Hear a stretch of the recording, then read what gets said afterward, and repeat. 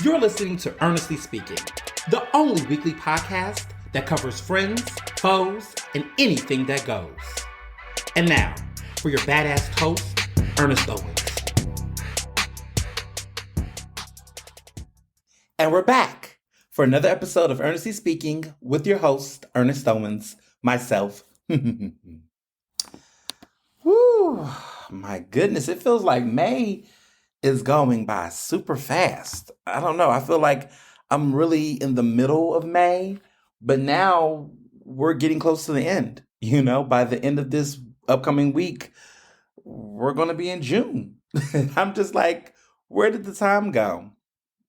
But I guess when you're doing so much election coverage and all that jazz, I guess the election feel for Philly, it just feels like here, we've just been counting down the days, and now we're speeding up. So it's been really interesting to see so much change. It's been quite the interesting couple of days, and I'm just still, processing what this new normal was going to look like. I did my special edition episode that so many of you all tuned in to listen to. We broke back onto the top 200 of all podcasts on Apple for news commentary. Shout out to you all for really listening to the episode. It's obvious that we have some new subscribers as well, given a lot of different political ears and folks that listen to that particular episode. It's just cool to see the numbers and the data. Like, you can always see this like jump up curve, and you're like, well, what caused that? But we had some very historical numbers. I think basically earlier this season, the most tuned in episode and one day single downloads and listens was my special edition episode I did discussing my abrupt departure from NABJ. Second highest single one day listens was this week, talking about how the progressives blew it. And this is an entire podcast series in total, not just for this season, but in general. So the buzz is continuing to go. The momentum is coming. 2 years later, this podcast continues to just, redefine itself. And I just am so happy that, people are listening. I read some of the reviews, and please, if you are listening to the podcast and you're a big fan, please give us a 4-star, what the highest one is, I think 4-star, 5-star review. And tell people, that you love listening to the show. Reviews do help garner, visibility on platforms like Apple. When Apple Podcasts, when you look in search engines, it shows up more based on, the number of reviews and things of that nature. So please, if you haven't done so, just take out 30 seconds. A lot of people always ask me, how can I help? And, I don't really, ask for things. I'm not like a grifter. I'm not telling people, oh, buy, give me money, cash at me this or whatever. No, for the most part, I'm just like, I buy my book, give me good ratings on my book, my podcast, and just spread the word pretty much. I mean, I love doing a lot of the work that I do for my community in a way that I get paid on the back end from the producers and the people who put out the content. But I love the fact that most of my content, whether it's my articles, whether it's my podcast, it's does not cost anyone financially, and that's intentional, because I understand the barriers of media and media access and literacy, especially when it comes to high quality programming. And I believe I put out high quality programming, and I try my hardest to allow people, listeners like you, to access this for free. So when you hear the ads in the podcast now, those are paid. I get paid to run those ads, and some of the other things that I do connected to promoting the podcast. That's how you all don't have to pay for a subscription. Now, I know there's other podcasters who charge monthly subscriptions and whatnot, and that's their prerogative. But I'm in a great space where I don't have to do that because I have other ways and means to make money off the podcast. And I also want to be able to allow people to have the opportunity, access to listen to the podcast, because I know there's different types of audiences, right? The same people who read my column for Philadelphia Magazine are not necessarily same people that are listening to this podcast. Some of you all do both, but some people, the podcast audience and landscape of people who like audiobooks and audio in general, they're not necessarily, reading and looking on every website, especially if there could be potential, what is those, price barriers or paywalls or whatever they call them, that hold back people from being able to access it after so many clicks. So taking all that into consideration, that's how I've been able to shape my particular work. And hopefully, it makes the impact, right? So this week has been, we're going to talk about the aftermath of the Democratic primary in Philly, later in the episode. But I wanted to talk about just life in general. I had a really lovely Sunday supper date night this weekend with Mr. Johnson. Just celebrating so many great things that are coming up. Some stuff that I have to wait to tell you all in the next couple of weeks. But stuff that's coming up like this week, this Thursday, I make my debut on WRD Radio, 900 AM, 96.1 FM. Working on memorizing that. It is 96.1 FM, 900 AM.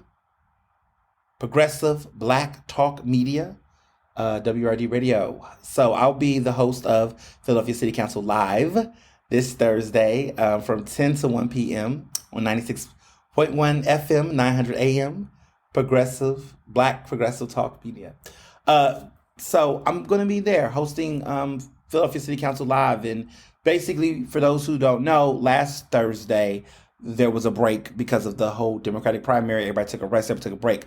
Well, City Council will return. New City Council's on the horizon starting next year. New City Council, a new host. So all of it is back. We're back. I'm back. I'm the new host of the show. Super excited. I'm the permanent host, so no more auditions, no more test runs. I got the seat. And I'm very happy for people like you, listeners, who listen to this podcast, but also supported listening on those days I was on tryouts. The ratings and the buzz and the engagement was high, and it stood out over there. And so I'm grateful for the general manager, the president, CEO, and the news director. All three are Black women running the only Black talk radio station in the Commonwealth of Pennsylvania. The only Black-owned talk radio show, channel, period, station, Black radio station, owned, independently owned. Only one in Pennsylvania. There's only a few in America, but this is the only one in Pennsylvania. And so to be the host of this flagship show, Philadelphia City Council Live is a flagship show of the WRD brand.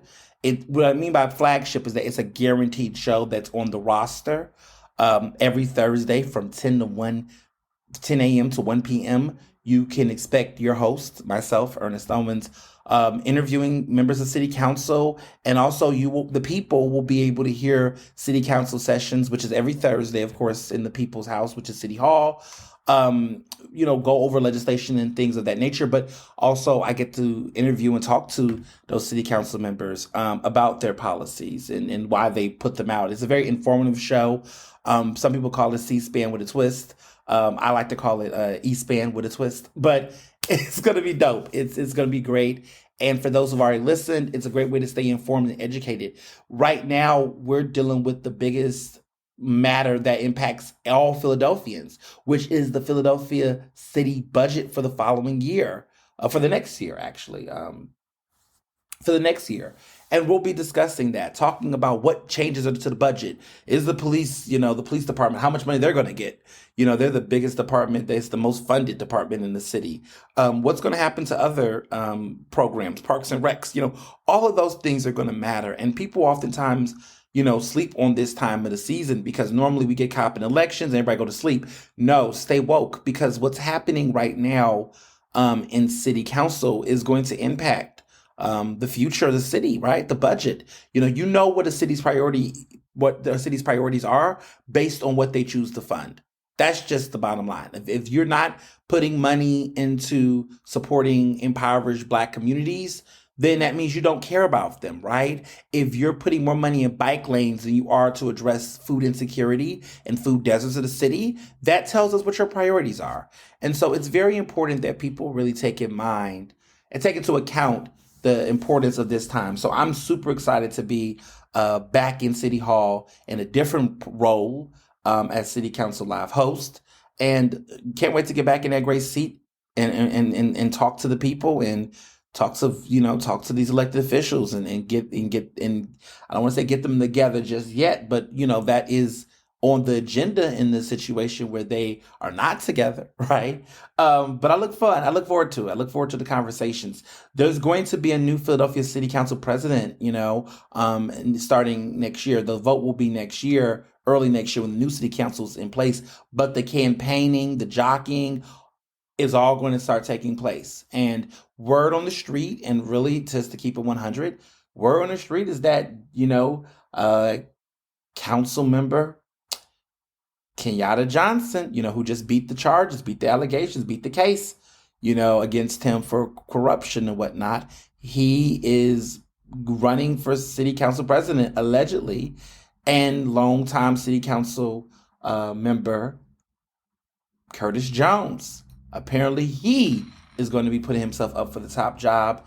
And I've also heard from close sources that Cindy Bass, who is a city council member who barely won her reelection bid, razor thin. I'm talking a couple of hundreds, like 300 something vote difference. I mean, razor thin margin. Okay. She's considering running for council president as well. Interesting. But we're going to see. We're going to see. Those are the three names I've heard being tossed around. Also heard of Mark Squilla, who is a city council member as well. All four of these people who've been put in conversation are district. They're longtime incumbents. Each of them have had at least 3 consecutive terms, maybe more, I believe, but at least 3. So that says something. But we need to really take some time to really look at the impact of what this is going to look like, and see how they carry on based on everything that's happening. So, it's going to be very interesting to see how the next couple of weeks play out before we're back on summer session and summer break, which summer break will take place in late June, and then we'll get back in the fall. So I'll be on the show till the end of this current city council session, and then in the fall when they return, I'll be back, continuing the show. So just stay tuned for that. But outside of politics and all that jazz, I've been enjoying myself. This has been a great time. Like I said, Mr. Johnson, I had a wonderful, wonderful time at Gabriella's Vietnam, Gabriella's Vietnam, which is an incredible Vietnamese restaurant that is in East Pass Young. Very, very good food. We ate our way through, as you all have saw in those Instagram photos. It's BYOB. It's dine-in only.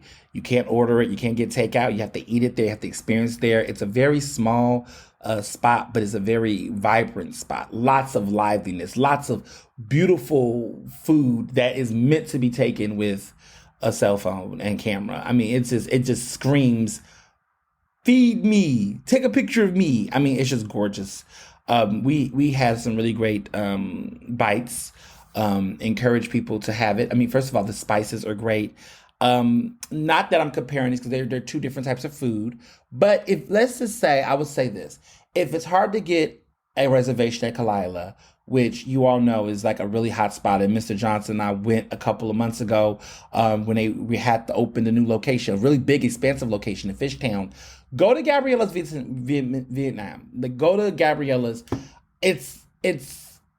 It's not the exact same, but that energy and that authenticity that you want in Asian food, that matches that energy. Not as flashy and as big and expansive a place as Kalila's in Fishtown, but the food itself carries that same enthusiasm and cultural excitement that I think sometimes you want that feeling. So we was just like, it was a Sunday, and, we were like, what are we going to do on Sunday for dinner? And it was like, we don't really cook on Sunday, or we just take it easy, but it was just like, we just want to go out. And he was really like, let's do something. And I was like, well, what is available? Because it's hard to make a Sunday reservation. But Fortunately, there was a reservation at Gabriella's Vietnam. And it is a top tier restaurant. Philly Mag definitely included in the top 20 of their 50 best restaurants. It's like number 12 or something like that. So not that bad in the rankings. I mean, everyone loves it. New York Times, I think, has given reviews. It's got a national press. It's just a very great restaurant. I went before with a now ex-friend, which we were on the outs. We were trying to have an olive branch situation back in November. I'm not going to tell you who that person is. Some of y'all knows that y'all might go back and go look for the place and go figure out who I was eating with. But it was an ex-friend. Well, at that time, our relationship was on the rocks. But now we're not talking at all. And listen, let me just clarify to say that it's not that. I'm gonna be quiet. I'm just gonna say that as a person, and I think all of us, when you get to a certain point in your life, when you start to evolve and you start to want more for yourself, you start looking at the people around you who don't have that same regard for you as much as you have for them. I'm the type of friend that I want to see all my friends win. I'm going to do everything I can in my power to help them succeed. Because I naturally, that's just who I am. But also, I kind of expect that from my friends. I think that's what reciprocity looks like. And it's nothing that you should like demand. You shouldn't demand reciprocity in a friendship or a relationship or anything, right? It's almost should be kind of the whole point of a relationship or a friendship or any type of bond. If you don't get that naturally, then you have to wonder, what's the person's purpose in your life? What's the reason why you're here? What is the reason, as they say? So I've taken some time to really look at the relationships I have, especially as I'm moving into different opportunities and spaces. I have been very thoughtful about all the different people I'm interacting with on a regular basis, especially those who are friends. And I'm fortunate enough to say that the group I have in my life now, I have no side eye or reservations by any of them. None of them. Some people you kind of just hold on like a test the waters.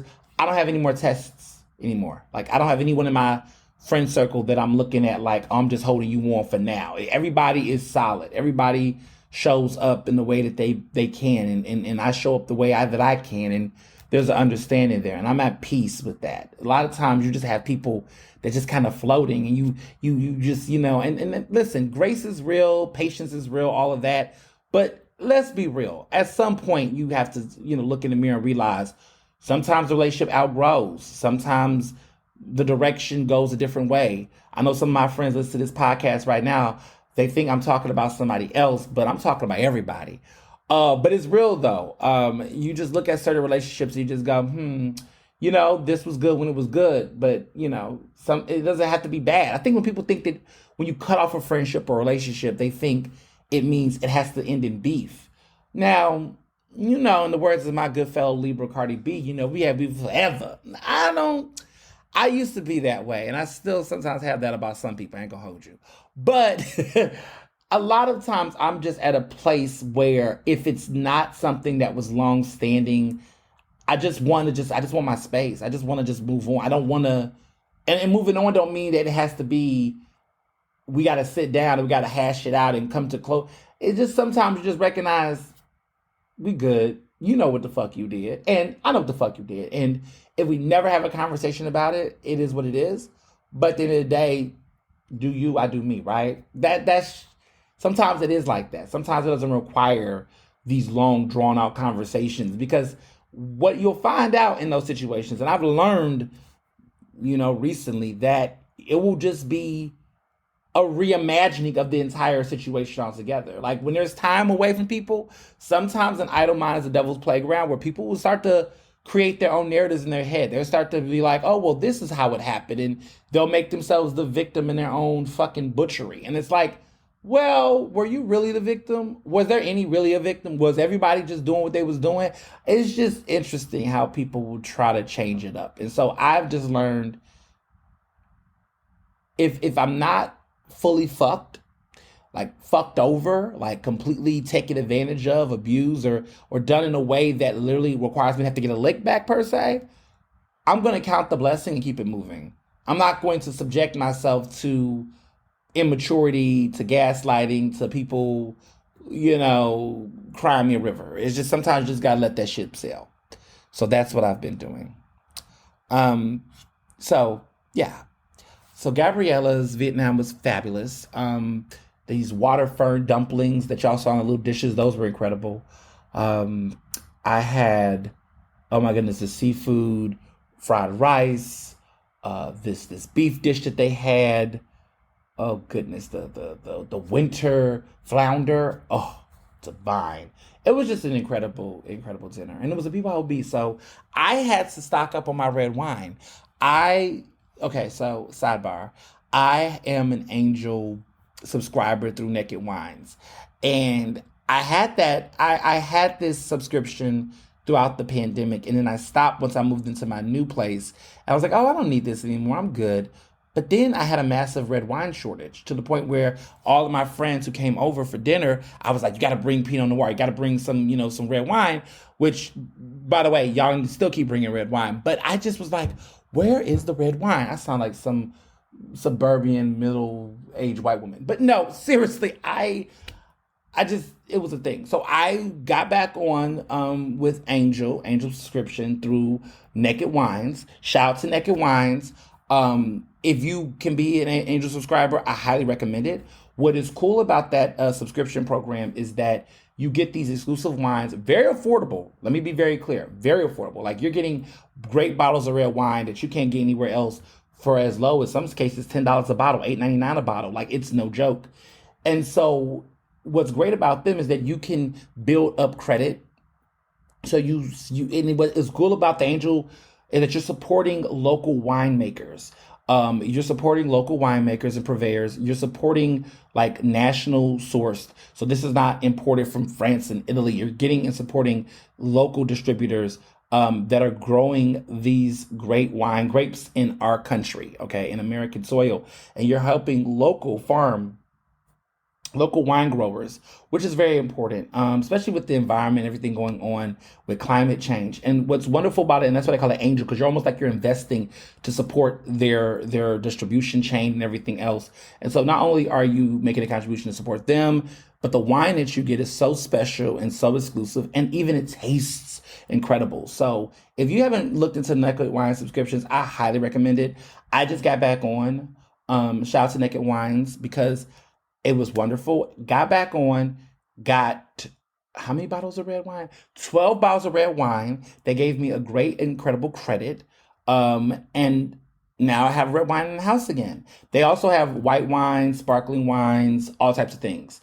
So check them out for sure. And we had a bottle of this petite Syrah that we had with the red meat dish for the dinner. And this is my first bottle of crack from Naked Wines in a long time. It was fabulous. It was great. Check them out. It was great. I'm happy I got the subscription.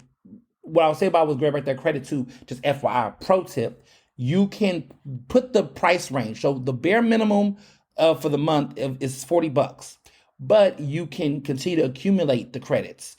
You can change your rate. You can do $50 a month that you want to contribute. But the thing is that that money supports those local distributors, wine distributors, and purveyors. But the other cool thing is that you get that as credit to buy wine. So one of the things I used to do during the pandemic was I would just accumulate the credit. Like let's say I would wait every 3 months and I would get about $150 worth of credit.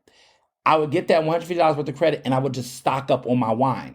And remember, the wine is super affordable. It's like $10 a bottle. Some of them are, some of them 15. But you can get about a good 10 bottles and you get free shipping if you spend over $75, which you will. So you get free shipping and the wine comes within 2 days. Like my shipment of wine came in, my 12 bottles came in within 2 days. And what was great about it was I got the wine and I got to pick out everything I wanted. You can mix match. You can get a set. You can pick white, red, rosé. You can do different things, or you can let the credits accumulate. So I like to let the credits accumulate, and then ball out and get them all. But what you could also do is use that credit, buy some red wines that you see that you want at the moment, and then use the credits to take off whatever the balance is if you buy more bottles than four or whatever. So it's all up to you what you want to do. But it's an incredible situation. I have been working smarter, not harder lately. So it's been interesting. Like I have not been going to stores and just going to like stores and buying stuff lately. Well, I mean, Mr. Johnson likes to grocery shop, of course, but like I've been really, being smart about like how I spend money on like what I want to get and the things that I like want. So love that subscription. Highly recommend it. What else? Wine is great. I got some shoes. Shout out to Saks Fifth 5 off. They had a crazy friends and family deal. Shout out to Kills. Kills got a 30% off deal, people. Take advantage, okay? Go to the Kills at Liberty Place if you're in Philly, but across online, they're having a massive 30% off that is only running for a couple of days only. Just want to plug that in because everyone's been like, okay, how do I get this skincare popping? I highly recommend Kills, of course. But 30% off. They have a special sale that's going on right now. And so I've been doing that. I've been shopping, I've been relaxing. I went to Irwin's, which is at Bach Bar, up top, the rooftop at the old Bach School. Um, I went to Irwin's like a year ago, but I went back and this week and it was incredible. Incredible, incredible, incredible. The chef from Res Ipsa, which I fell in love with, um, now is running that restaurant and the food is great. It's classic Sicilian Italian with a couple of twists, but it's just great old classic Sicilian Italian food. And it's just great. I mean, I just love the fish. Everything was incredible. The chicken was great. I had lamb chops. Oh, those were divine. And I went to another restaurant, new restaurant. You all saw it on my Instagram and y'all were hype. It was called Ilyada. Ilyada. It's a BYOB. It's in Grace Ferry. Brand new. I just posted pictures up earlier from last week. I had an early dinner with my good Judy Lauren. Not Lauren, Laura. Laura. I have a friend named Lauren and Laura. We always go out to eat. So I went with Laura. We went to Ilata, and it was the bomb. It was a nice situation, very affordable. They have just everything was really even. It's a mix of Italian, American. It's got all that going on. Pasta, fun dishes, very, very chill, very, very flavorful, very light, just a good vibe. You could really go. It's a really intimate restaurant. It actually has that kind of intimacy that Res Ipsa had. RIP Res Ipsa, love y'all. Y'all was great. But they're doing some new things over there. Brand new spot. Highly recommended. Young millennial owning the restaurant over there. Food was very good, very affordable. It's a tight space, so reservations oftentimes go out real fast. But I highly recommend people go and check it out, and let them know that you came. Let them know I told you to go. Um, yeah. Other news, my little brother, who is a Temple Owl, did really well this semester. I was impressed. He had like only two B's. Everything was A's. I think he took 6 courses this semester. Did a really, really damn good job. And I'm like, wow, like he's like learning and doing his thing. I mean, I shouldn't be surprised, but I'm just kind of like, damn. Because in my head, I'm like, second semester of my sophomore year, listen, I was in a different headspace. I think I still give a fuck about classes then. I think I did. Like I had on and offs each semester, like any college. Like you have your semester where I think the first semester of my freshman year, I didn't take it too seriously because I was just kind of like, But then I was like, okay, I need to wake the fuck up. So then second semester of my freshman year, like I crushed it. I killed it. I took summer classes in the summer because I didn't want to take certain mandatory courses in the fall and spring. And then sophomore year, first semester was great. Second semester of sophomore year, I was just like, I'm just pushing through. And then I was declaring my major at the same time, all of that. And then junior year, first semester, I was like, eh, like, I was like, whatever, so. Second semester, I was like, okay, I'm about to be a senior. I need to get these internships. Let me give a fuck again. And then senior year was a cruise because I just took a bunch of electives and stuff. So it was just kind of like getting shot the way and I was all right. But like I just look at the ebb and flows. My brother has just been just going straight through and just is just crushing it. But I was like, damn.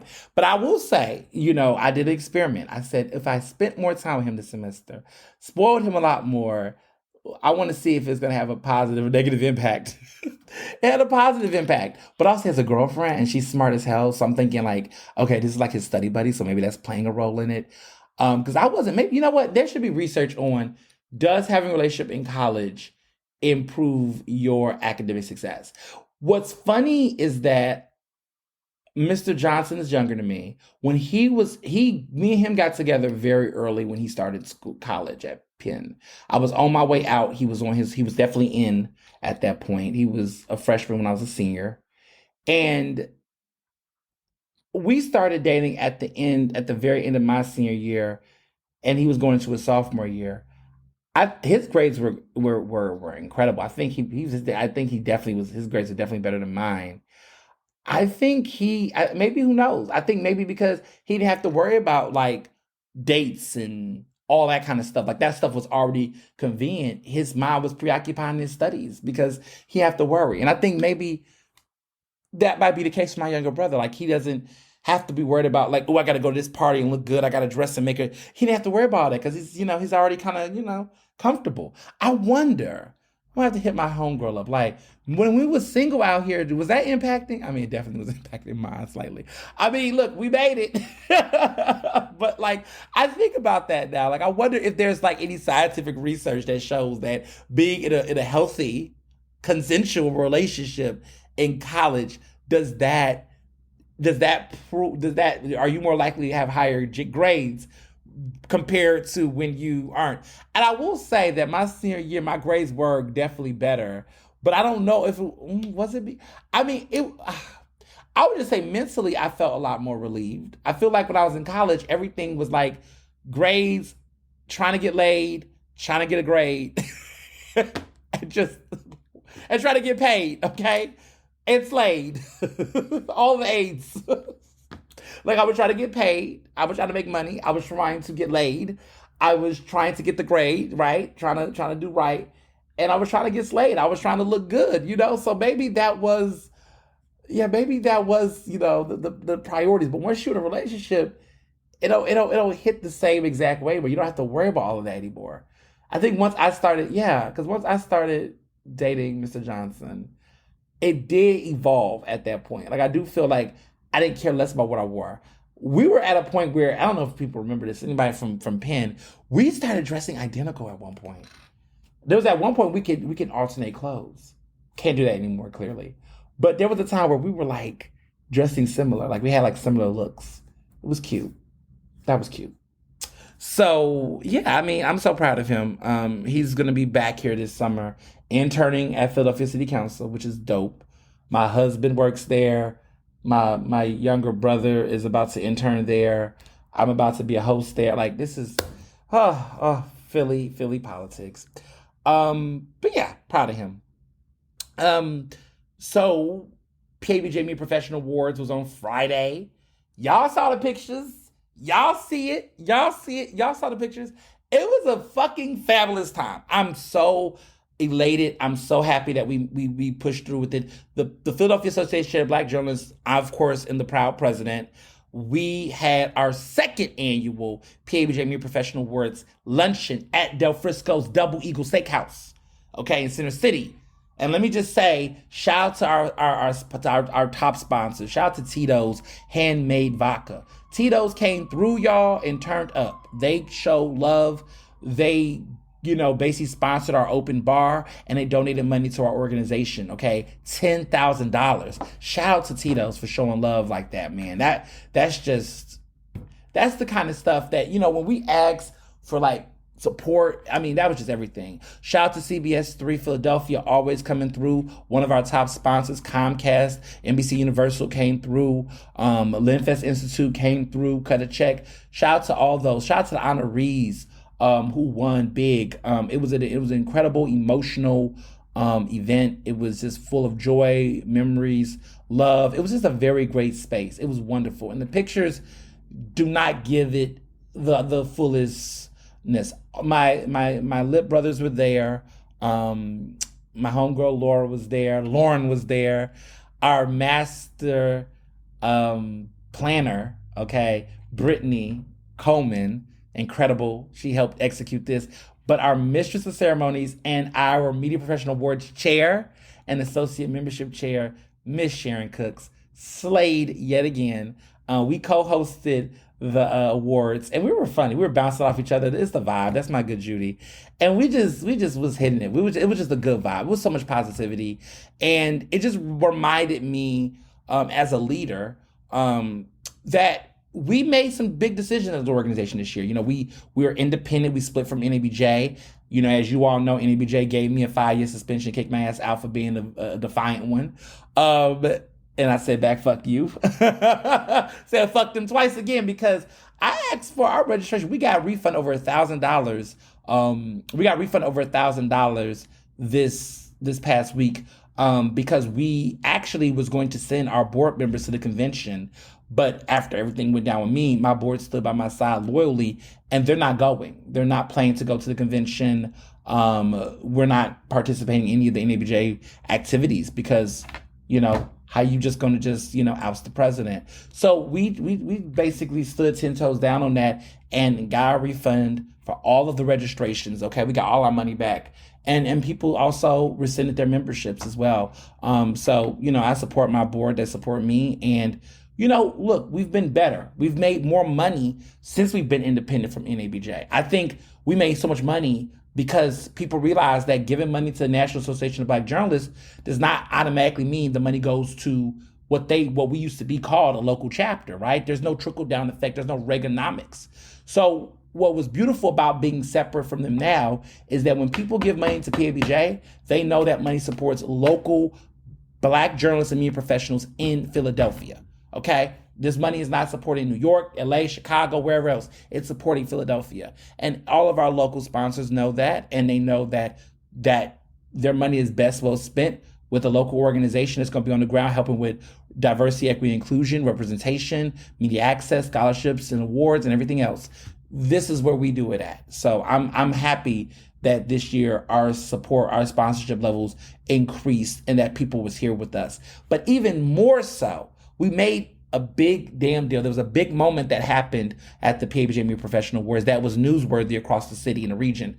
For the first time since her victory, now Philadelphia Democratic mayoral candidate nominee. She's now the nominee for the Democratic Party for mayor, and she's most likely going to win because you all know that Philadelphia registered Democratic voters are 7-1 in comparison to Republicans and independents.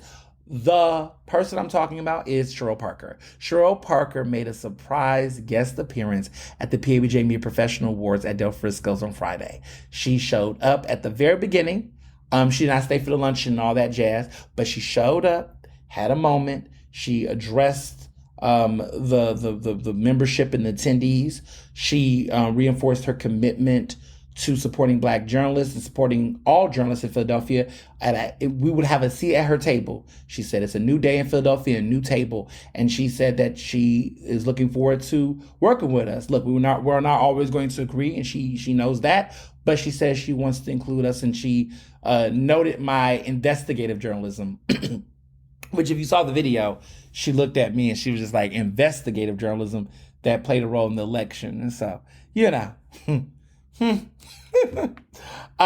so, you know, she was very, very gracious. She was well received. She had received an instant standing ovation when she was announced, and she came up and she spoke. You can see the video exclusively at CBS 3. They were in the building. I think NBC 10 also filmed some things, but CBS broke the news, and there's a whole article and there's lots of press. And she made her big public appearance, and it started here at PABJ. So what a bold, smart move on her team. And, you know, look, I'm looking forward to talking to soon to be, in my opinion, Mayor Cheryl Parker. Like, look, her politics are what they are.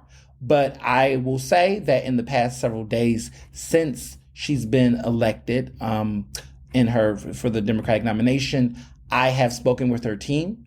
I have spoken with her, and, you know, I'm moving forward. There are some people, of course, that are like, oh, well, how are you, you flip real quick, and how are you just going to go from one moment Rebecca to Cheryl Parker? That's not what it is. What it is that at the end of the day, this is the first Black woman to be elected as the Democratic nominee for mayor. I represent an organization of journalists that, regardless of whoever wins an election, needs to have a seat at the table and needs to be represented.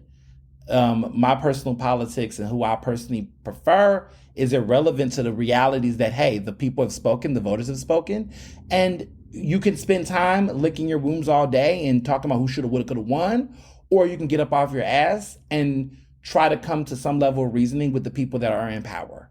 And so in this particular situation, I don't see her as a Donald Trump. I don't see her in that type of antagonistic role. I think there's a real good opportunity that, the Park administration is interested in hearing from Black voices, especially those like mine who have had a big influence. She knows the impact of my coverage on this race, and she also respects and understands that the Black press largely gave her access and space and coverage in ways that other predominantly white media outlets did not. So there is an opportunity here. I do believe there's an opportunity here. Will we get everything we want how we want it? Not necessarily, but I would rather act not. I don't have the luxury to just be like, I'm about to leave Philadelphia tomorrow. It's not happening. I'm going to be here. I'm a Philadelphian. I'm a resident. And so if that's what my reality is, I'm going to work with what I can, because I already dealt with 8 years of Kenny. Okay, I dealt with 8 years of Jim Kenney, being locked out of press meetings, not being invited, not getting the press releases. People forget like the shit I experienced. And so I don't want to have to experience that again if I don't have to. I would rather come to the table with an open mind and work with someone who, quite frankly, is going to be the first woman mayor in this city. And the things that she speaks about, there's opportunity to educate and enlighten and inform. And she's open to doing that, which is very promising, right? Politicians are going to politician, and I'm no fool. But what I will say is that I haven't busted my ass this far in my career to get to a point where I could just turn down opportunity with people who are going to be at that level of power. So if you take that as an endorsement, you're wrong. But I take it as a chance and opportunity to move forward. And at the end of the day, we'll see what happens in the next 4 years. And we'll see what happens in the next 4 years after that. But right now, it's time for the city to unite. We need to figure this out. We need to really learn from the lessons of what has happened over the past several, weeks and months, and really figure out how to fix this goddamn city. Because at the end of the day, one person, whether it would have been Rebecca Reinhart, we was going to still need to figure out how to fix this city. And now that we have a Black woman who's a Philadelphia native in that position, there is a different type of moral obligation and expectation that the community should have for her, because she should know this better than anyone else. So I'm looking forward to the next steps for sure. This weekend was a very special weekend. And I also think this is why all these things are happening all at once. The 3rd month anniversary of my book, The Case for Cancel Culture, has happened. The book, of course, debuted on February 21st. And here we are, this is the weekend, this is the week, 3 months, 90 days. And I'm so grateful for all of you who have continued to read the book, continue to listen to the audiobook, spread the gospel, spread the word. The press and the coverage of this book has not yielded. I'm just very grateful that we're still getting media coverage. We're still getting interviews. We're still getting press. I'm getting podcast interviews. I'm getting mainstream media. It's just been a lot of buzz around the book. And it's just been building a momentum and selling copies, and we're still on the charts. This weekend I looked, we're number 9 in new releases for the audiobook, in the top 10 of the bestsellers on Amazon in its respective category. Like, what? Wow, So I'm still in awe about that. I'm very happy about that. That's just, just knocks my socks off, for real. But the show's going on. I made some big announcements this week. I have a newsletter that I sent out to some of my real close fans.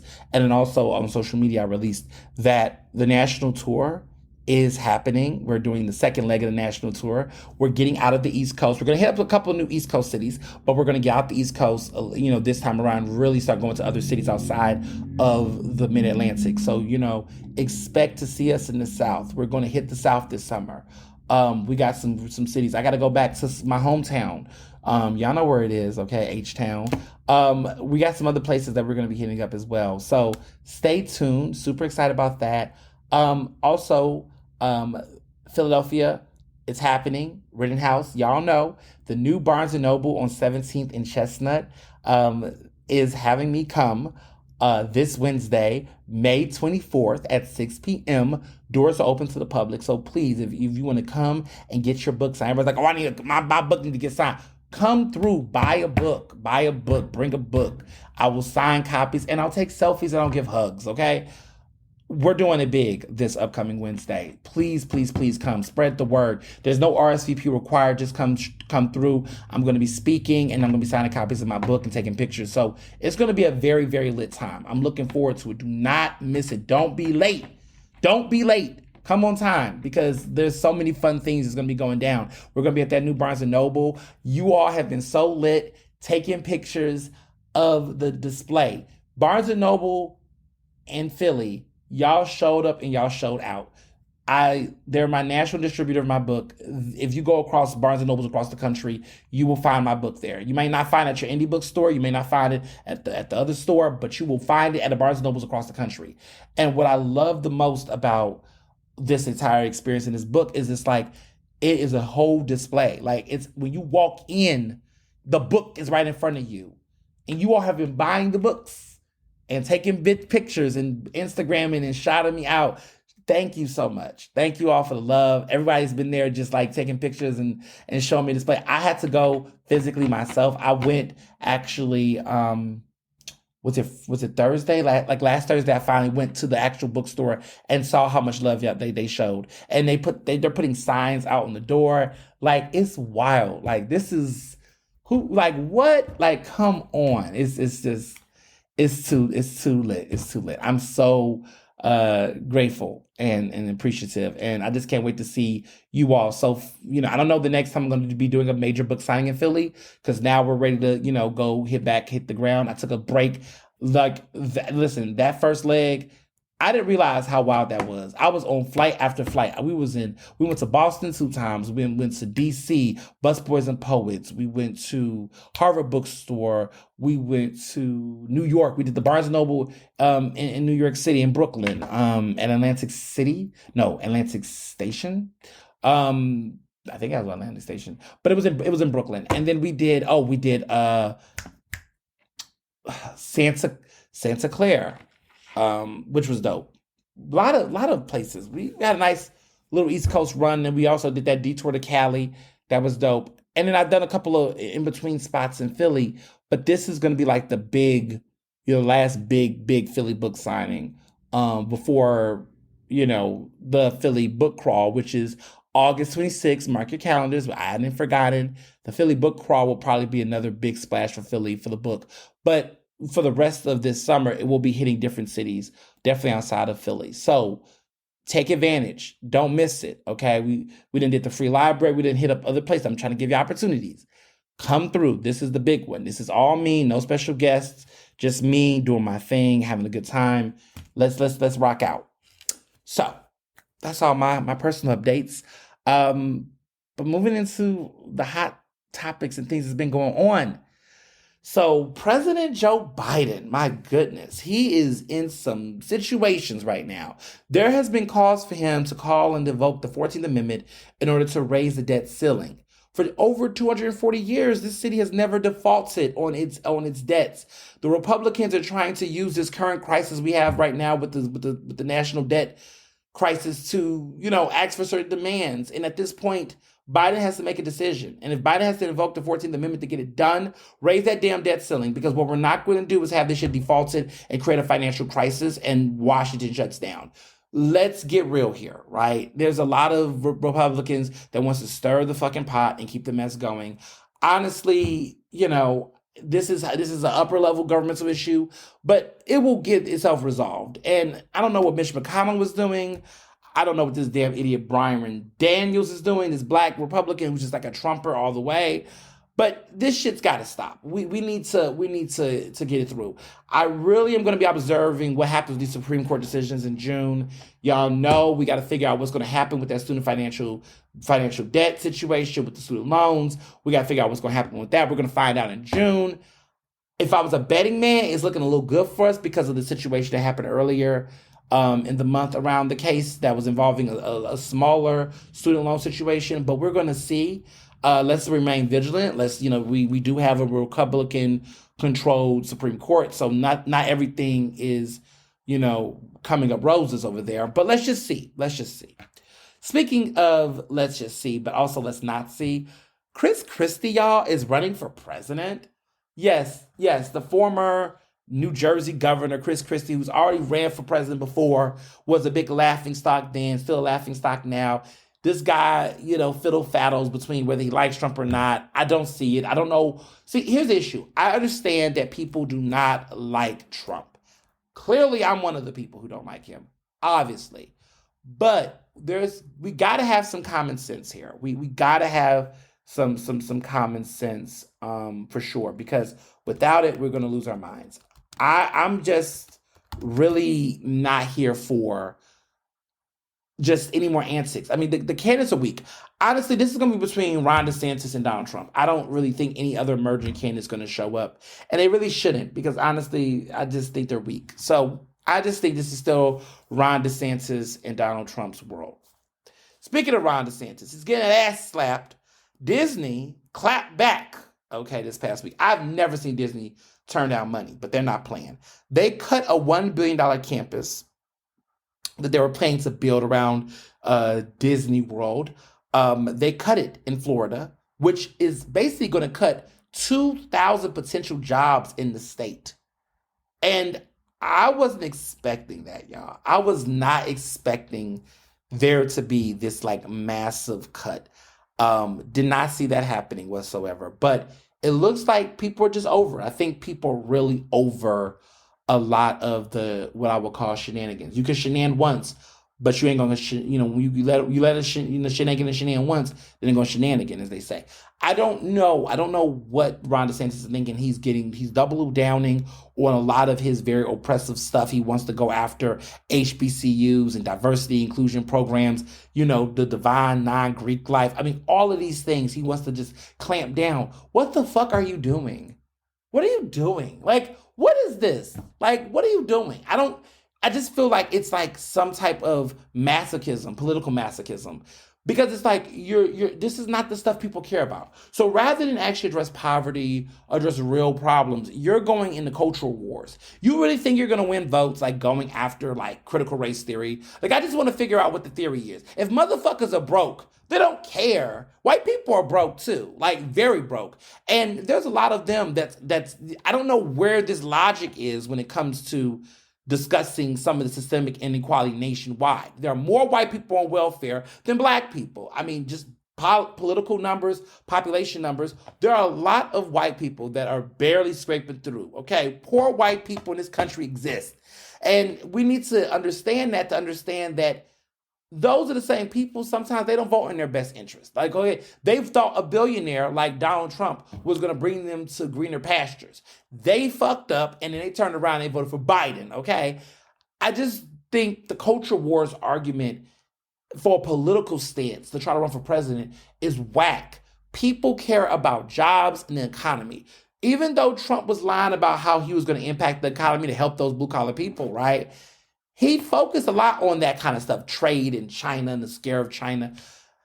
He did do some shit around the culture wars, but he wasn't focused. And when I mean the culture wars, I mean stuff that has nothing to do with jobs, with financial prosperity. A lot of the stuff that Ron DeSantis is doing is so obsessed with the moral conservative fiber of the country that literally does not translate to actual economic growth. If anything, it hurts the economy because it suppresses people.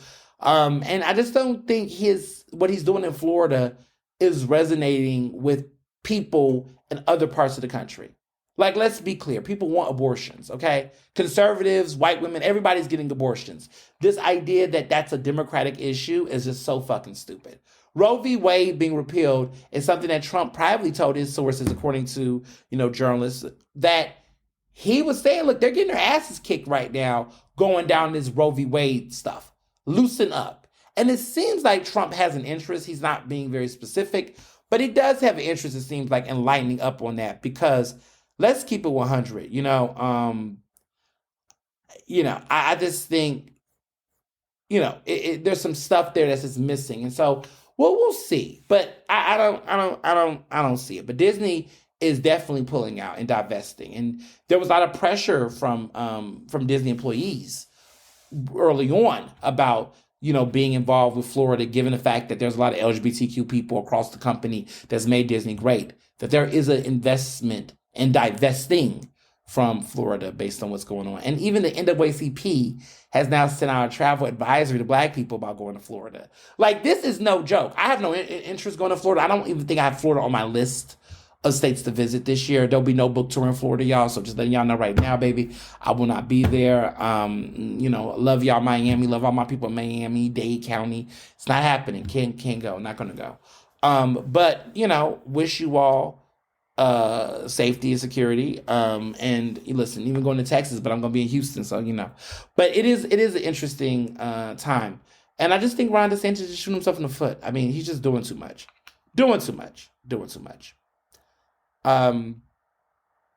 There's someone else doing the most as well, but we'll get to that couple later.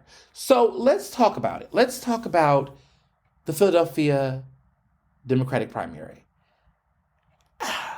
Numbers have come out, results. Now that the election results are solid, there are some things that has been, the major takeaways. I talked about this in a piece last week for Philadelphia Magazine. Definitely am talking about, it now.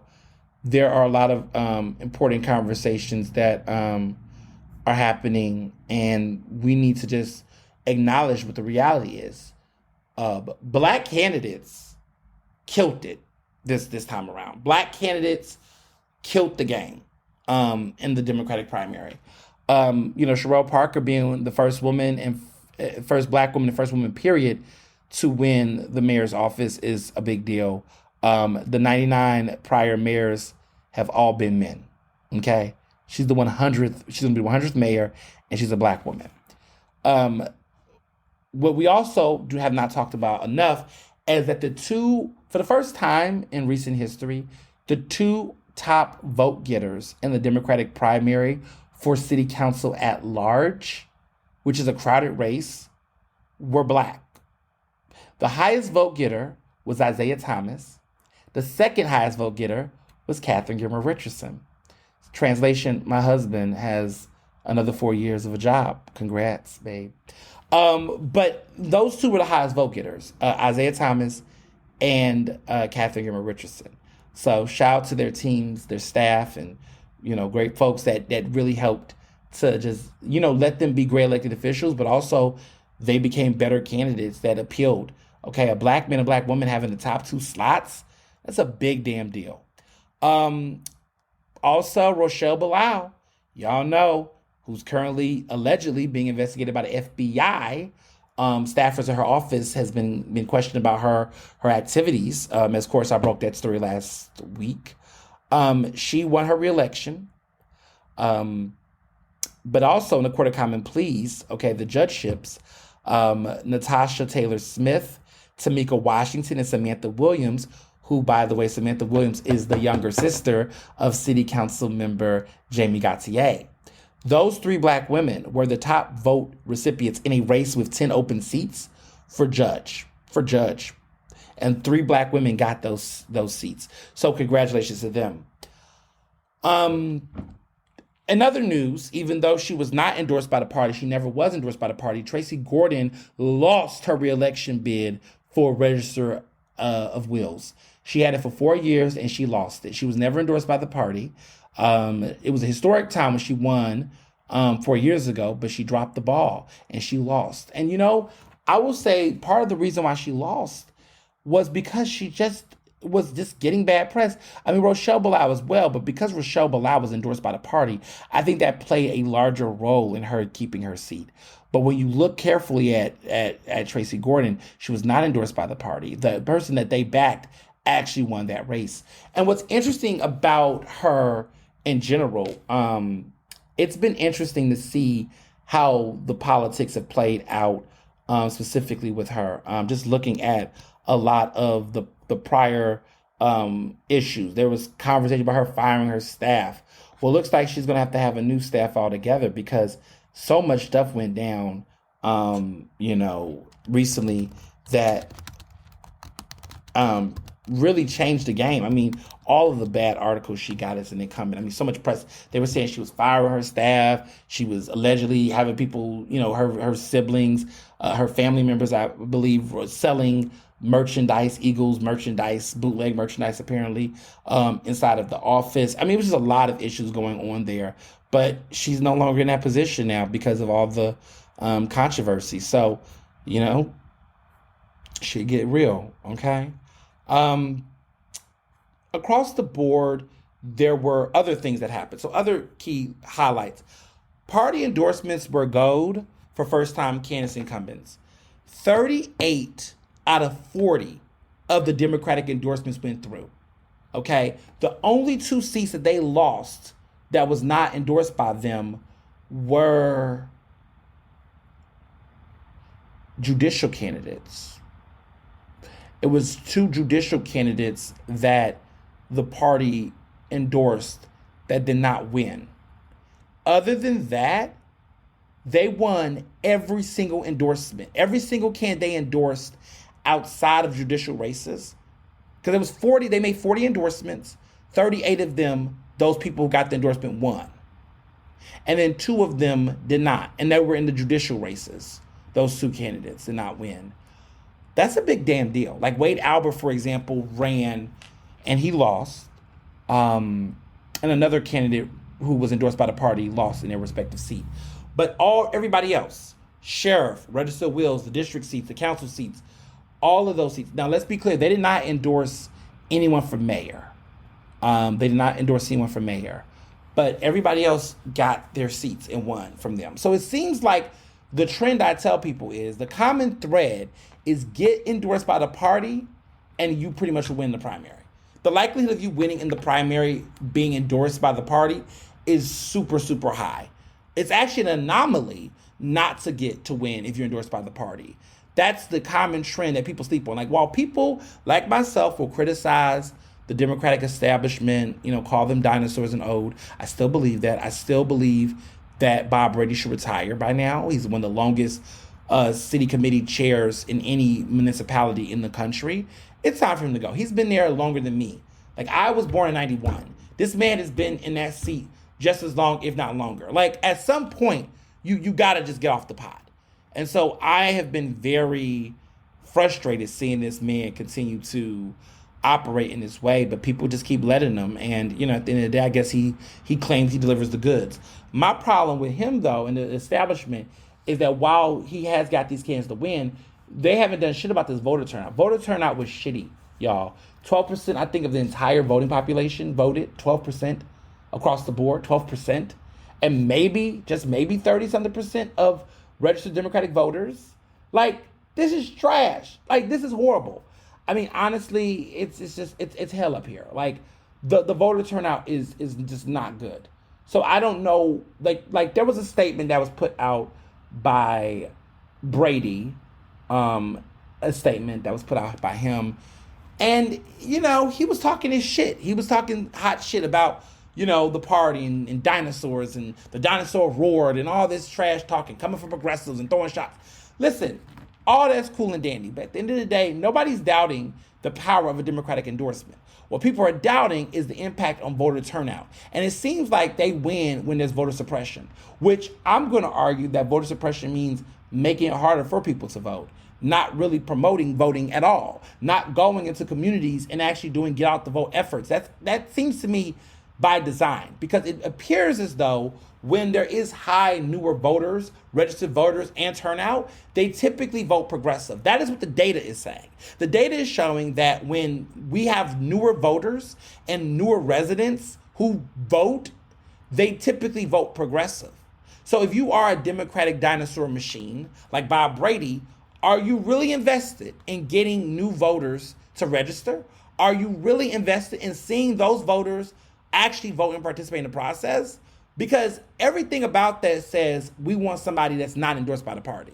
So I do think, in my mind, that there is, in my opinion, a very orchestrated effort to suppress the vote in Philadelphia, to keep the vote the same percentage numbers, to run the same fucking tablet, to keep the same people elected. Like, there is only certain pockets of places where they're engaging voters. There's no strategy on new voters. What is the strategy, Commissioner? Huh? Who is a Democrat? Like, let me say this about the city commissioners. And there's no shade to them. Nah, maybe there's shade. I hate the fact that city commissioners have political affiliations. Like, I hate the fact that you have to have a Democratic person run. I hate that it's an elected seat. I hate that it's a party seat. Because there's almost like a desire not to see certain things improve. Like, I'm looking at these city commissioners and I'm like, yeah, you're telling people to go out and vote, but where is the real legitimate grassroots effort to go in, like, what I call lackluster voting deserts, where people are in voting deserts, where people are not voting? What is the effort to really engage and put money and pump money into getting people to have higher voter turnout?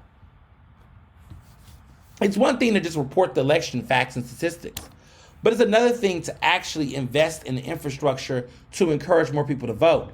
Because at the end of the day, that's just what it takes. And it's funny because it seems like all of the voter turnout, results and engagement is coming from people who are from other camps. Like, when I think about a lot of the progressive coalitions and groups, not only did they have to do, regular campaigning, but they actually also had to do a situation where they had to also consider voter education.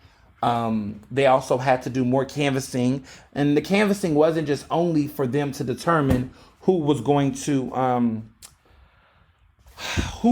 basically, who to vote for. They actually had to inform voters about the actual date of the election and to make sure these people were actually registered to vote. Like, they had to do all of those things in addition to promoting the candidates they supported.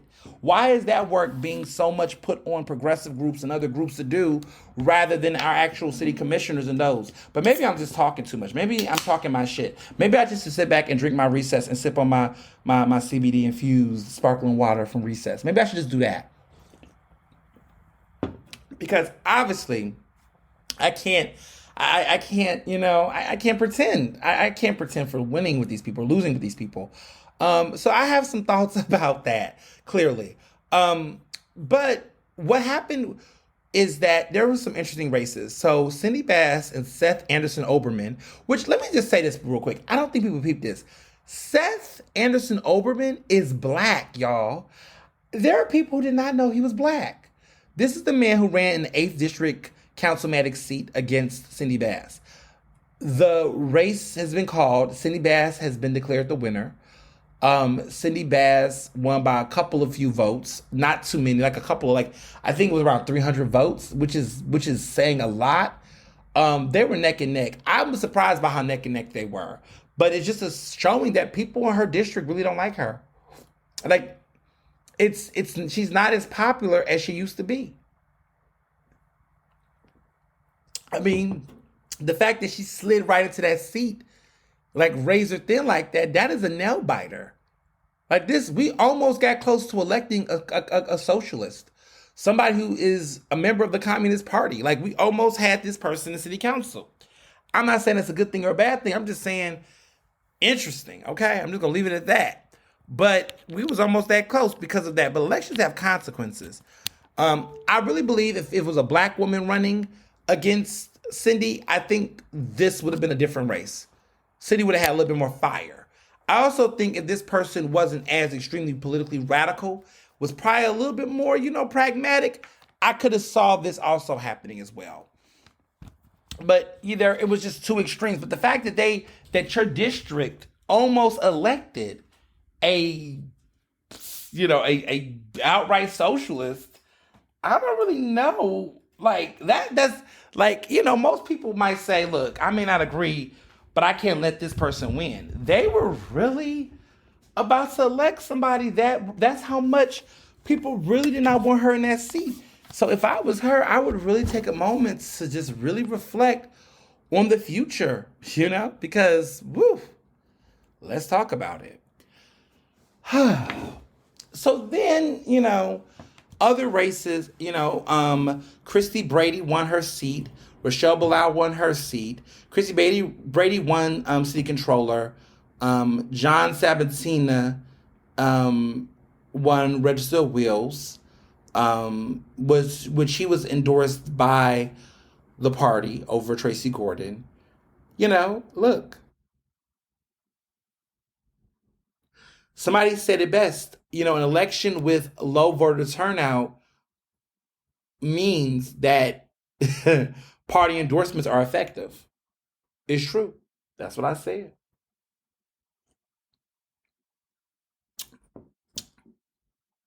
But let's talk about the real issue here.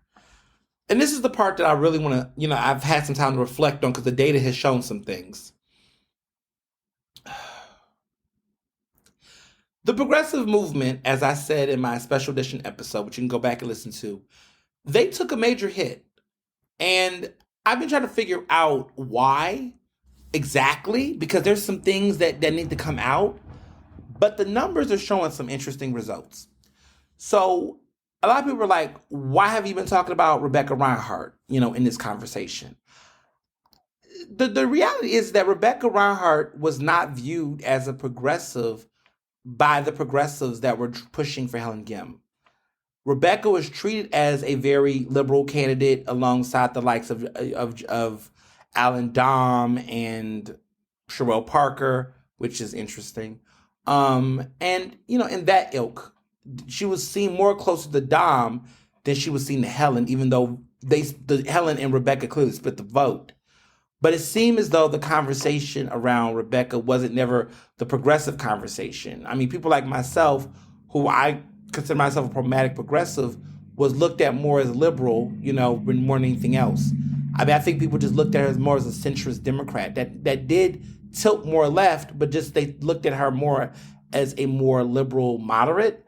But they never found her to be, so I guess they would call it center left or whatever the fuck they want to call it. It's just so many phrases. But they never saw her as a pure out progressive. The progressive candidate in this race was, by definition, design, was Helen Gim.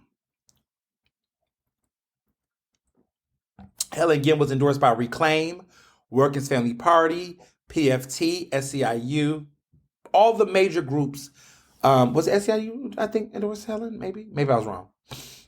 But she was endorsed by, a lot of other groups that were more aligned with the progressive movement, to be clear. And so she was arguably the progressive candidate for mayor. Don't try to backpedal now. Like, that's just who she was. The party would have claimed the progressive victory if Helen would have won. Not so much if Rebecca would have won. She just wasn't that person. I mean, when you have Bernie Sanders and AOC coming out to a rally, days before your election, you are the progressive pick. But they lost. They lost. All of them lost. The Democratic City Committee, had all their people beat these people. Helen Gim lost, Amanda McElmurray, Alexandra Hunt, Erica Almiron, and others, was not enough to make it over the finish line in respective races. Some people felt like it was an overcrowded field potentially. Some people said they simply weren't so on the ambitious platform that these candidates were campaigning on. It could be a lot of different reasons why. But here's what was the interesting pattern about Helen Gim's race in particular. Helen Gim ran on this strong platform about, supporting, everyday workers and working families and Black and brown people and addressing inequity, and talking about systemic racism. I mean, she ran the campaign rhetoric and messaging was strong, right? But the people who mostly supported her were white and affluent voters. They were not, this huge groundswell of Black voters that did, or working class voters. These people were white. They're well off. They were, highly educated.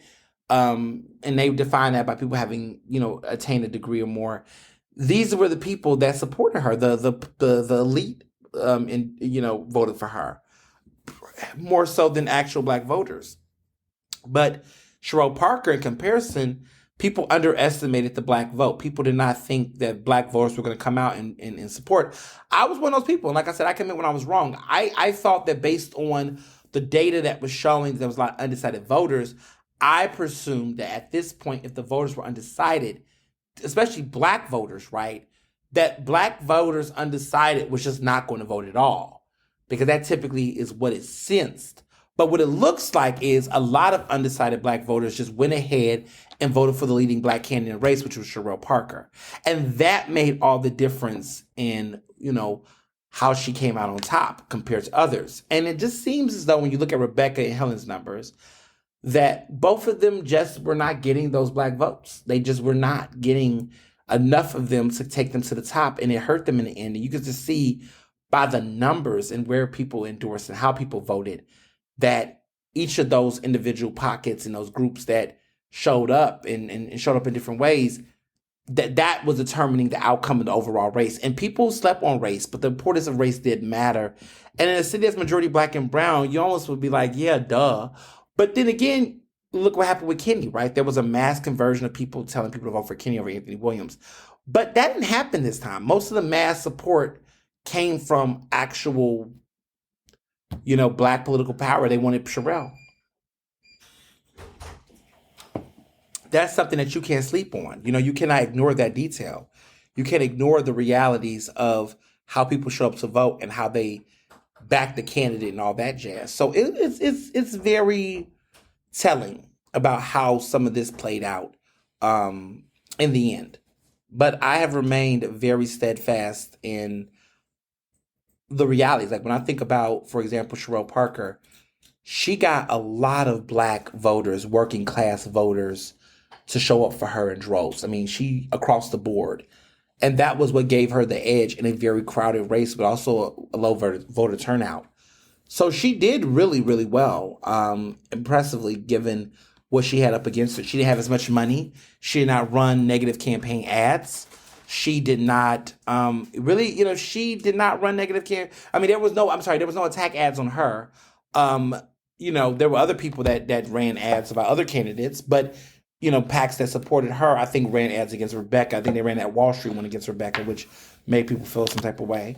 But to be clear, there were no attack ads at Sherelle. I didn't see not one negative attack ad on Sherelle throughout this cycle. And throughout even most of the mayoral debates, there wasn't too many people coming at her. Now, Sherelle threw her own shots, but people really not directly target Sherelle as much throughout the campaigns. I saw a lot of fighting amongst Almond Brown and Jeff Brown and Helen, and back and forth a little bit towards Dom.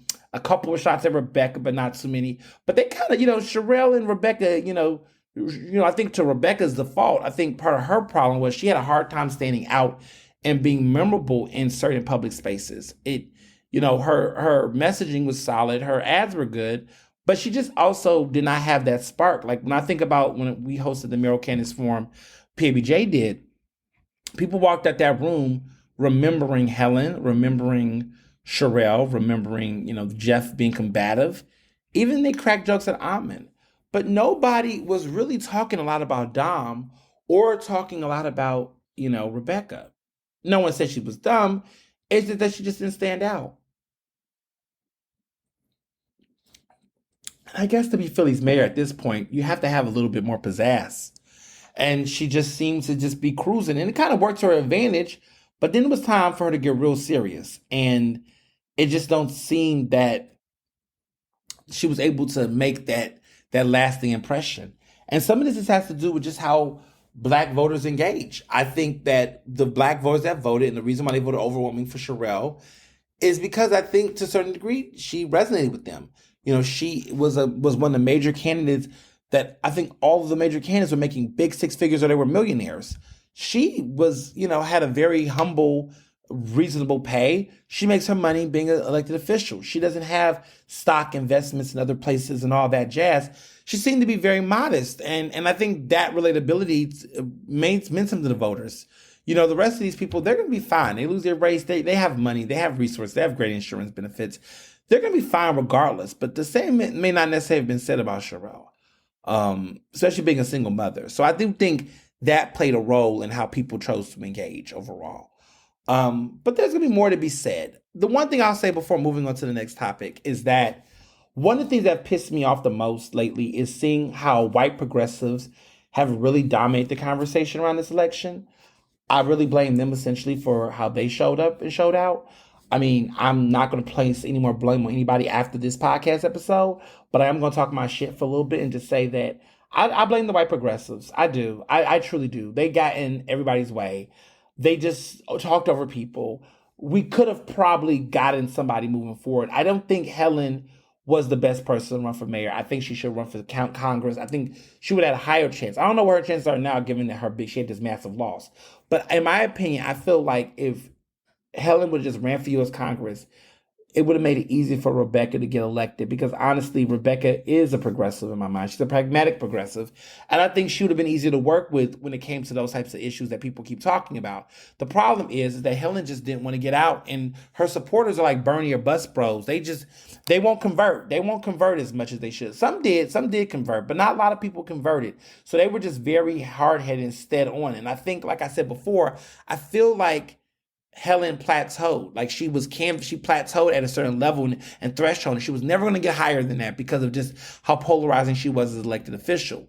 But the problem is that everybody else is now going to have to come to new realities in terms with a new mayor who's a lot more tougher on crime and is a lot more, conservative and moderate when it comes to her viewpoints on certain social issues. It's going to be a tougher climb. I think we will still make it. But the problem is that the current progressive movement has to change the people that look like them leading. It cannot be Larry Krasner and Helen Gim anymore. It has to be Isaiah Thomas and others. Let me say why I say this about Isaiah Thomas.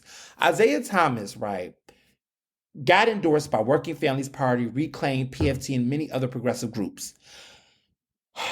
I got to talk about the racism in the progressive movement real quick, because the problem is that when Black people achieve things, they don't get the same praise, the same credit or acknowledgement. And that's a problem to me across the board on a lot of other issues.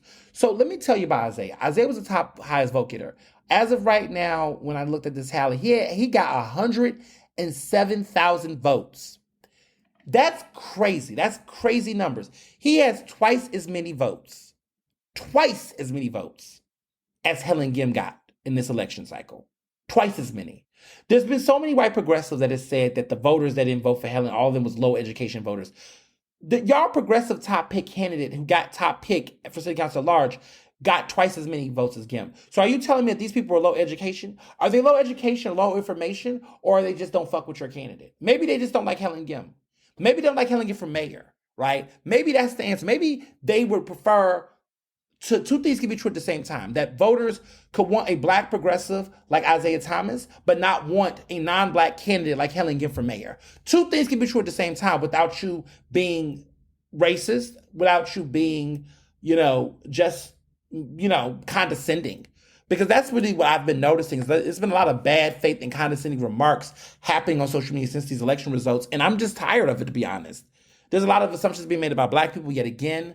Lots of bad narratives about low information, this, that, and third. Listen, the same low information votes that could have been casted for Isaiah were the same ones that gave Helen Gim 108,000 votes in 2019. So let's back up the record real quick. In 2019, Helen Gim had got 108,000 votes. When that happened, y'all, the media was like, Helen for mayor? ? There was questions of Philly's AOC. They was comparing her to AOC. There was glowing articles hyping up the fact that she had achieved this victory. Isaiah Thomas is like less than 1,000. He's less than 1,000 votes short of that 108, which is still impressive given the fact that, number one, Isaiah had a shitty ballot position on the ballot. He had a shitty ballot position. He lost his mother like days before the election. Okay. He also was a Black, dark-skinned man who did not have not one TV ad at all. He did not have the most money in the race. He ran after pushing a very controversial bill called Driving Equality, which the FOP tried to sue and go down on him about. And what's funny was that people actually said in the beginning that Isaiah was going to be in some serious shit. Like it was going to be tough for him to win. Because of the fact that he took that bill that held the police more accountable at driver-passenger stops, and civilian stops, pedestrian stops. Like what is going on that people really thought underestimated Isaiah Thomas? The fact that he did this well. Where are the stories? There were like no stories running, highlighting this fact. Nobody acknowledged it like that. They said, "Oh, he led in the primary," but there was none of these big, wider conversations about could he run for mayor in the next couple of years. What's his political future going to look like? Like there was no questions and conversations about that. There's been tons of articles, however, written in blogs and things talking about Helen's loss and what it means for the progressive movement to move forward. And it's like, well, you don't have to look too far. Isaiah's right there. To me, I think Isaiah Thomas should be the new face of the progressive movement. I think Jamie Gautier, I think Kendra Brooks, I think they should be the front center of this movement. I think that Philadelphia doesn't have a progressive problem. It has a white progressive problem. And I think we spend so much time trying to, escape the inevitable, but there is a racism problem within the current progressive movement, that the progressive movement has hijacked the priorities of what Black people care about, what Black progressives care about. And to be honest, to be outwardly pro-Black and really be about the liberation of people means that you are the person that should be taking charge and being responsible. And I think the problem is that right now we're seeing the Larry Krassens and the Helen Gims, we're seeing the Liz Fettlers, and there's just so much erasure, right, that's taking place because these people, they've won their races, right? But the overwhelming data shows that Black progressives that run for office, especially in Black communities, are more likely to win and succeed. They're close, and there's a lot of Black progressives that are losing winnable races because this current progressive movement and these largely white donors that are supporting candidates are not investing in these people's races. The money and the resources are not being tailored to go to support these Black candidates that need it the most. Oftentimes it happens at the last minute. But how many times do Black progressives have to keep proving themselves? How many times do they have to keep proving that they're worthy of the support and the acknowledgement and endorsement? Like that shit is getting mad played out. And I'm just really personally over it. So there's a lot of work that needs to happen within the progressive movement in Philadelphia. I'm going to be writing more about that in the couple of the days to come. But we need to start having that conversation now while we're in this moment of transition. So that's the aftermath for me. We'll see what happens. Now, Meghan Markle and Prince Harry, let me tell y'all something. I used to like the Duchess and Duke of Sussex. I do feel for them. Let me just start by saying I do feel for Meghan Markle and Prince Harry. I do. I think that there was racism in the royal family. I think a lot of that shaped the way they was treated, and in many ways they were being forced out based on a lot of the uncomfortableness, and I definitely think it's important to acknowledge that first and foremost. However, this recent scandal, quote unquote, where they claimed they were chased by 12 paparazzis for like 2 hours in New York City, that story just seems a little too much. Yes, there seems to be some type of problem, but I think that now people close to the situation, has told the Daily Beast and others, that it's being drawn out of proportion to a certain extent. And of course, it parallels, of course, the tragic incident that involves Prince Harry's mother, Princess Diana, the late, great Princess Diana, who passed away like 25 years ago. I get that. My issue is that they can't have it both ways. And I think that's what I'm starting to realize with them, is that they demand this privacy and this, like, we want privacy. We don't want people knowing where we are, this and the third. And they really talk about the press and criticize the media and the role. And some of that is legitimate, and I get it. But at the same time, they also want to demand a lot of attention by making these big, grandiose public appearances, which, again, do not warrant them to be, harassed by the paparazzi. But it's almost like a dog whistle to the paparazzi. And it just seems like they're just like trying to have it both ways, where they're like, we demand the media and the public's attention, but we don't want the media and the public having an opinion about us that we cannot curate and control. That's like not how any of this works. And it's annoying because it's just like you all are pushing products, whether it's podcasts, whether it's the book that's on New York Times bestseller list or whatever. It's you all have these products that you're pushing out, and you're trying to sell them and push out endorsement deals and get extra money on the side. But then at the same time, you all want to frame yourselves as like people who really want to be reclusive and not really be all up in the spotlight for whatever reasons. Like, make up your mind who you want to be. So I'm just a little side-eyeing that personally. That's just how I feel. In other news, because we're not talking about media, since we're on this topic of media. Vice News is over. I think we talked about this, but I just wanted to reiterate they're over now. They have filed for bankruptcy. They're no longer here with us. Now, you might have remembered Vice News because of the documentaries they were known of doing and the collaboration they did with other media outlets, I think on HBO and others. And we're used to doing this really good high end video. They were really big on video storytelling and narratives and documentaries. And for a moment, it looked like they were going to be the best, the big, best, brightest new thing. And they were for a period of time. But now they're not. And the changing media economy and ecosystem has taken yet again another media brand that was respected from the public. And we're just seeing them fall off now. BuzzFeed News is gone. MTV News is gone. Like all the news is going in some of these popular places. But here we are. Speaking of news, because we're in this segment, LA Times. I have to call someone out, the Los Angeles Times. I don't really talk about them much. Don't really read them. But something was brought to my attention and it stuck with me.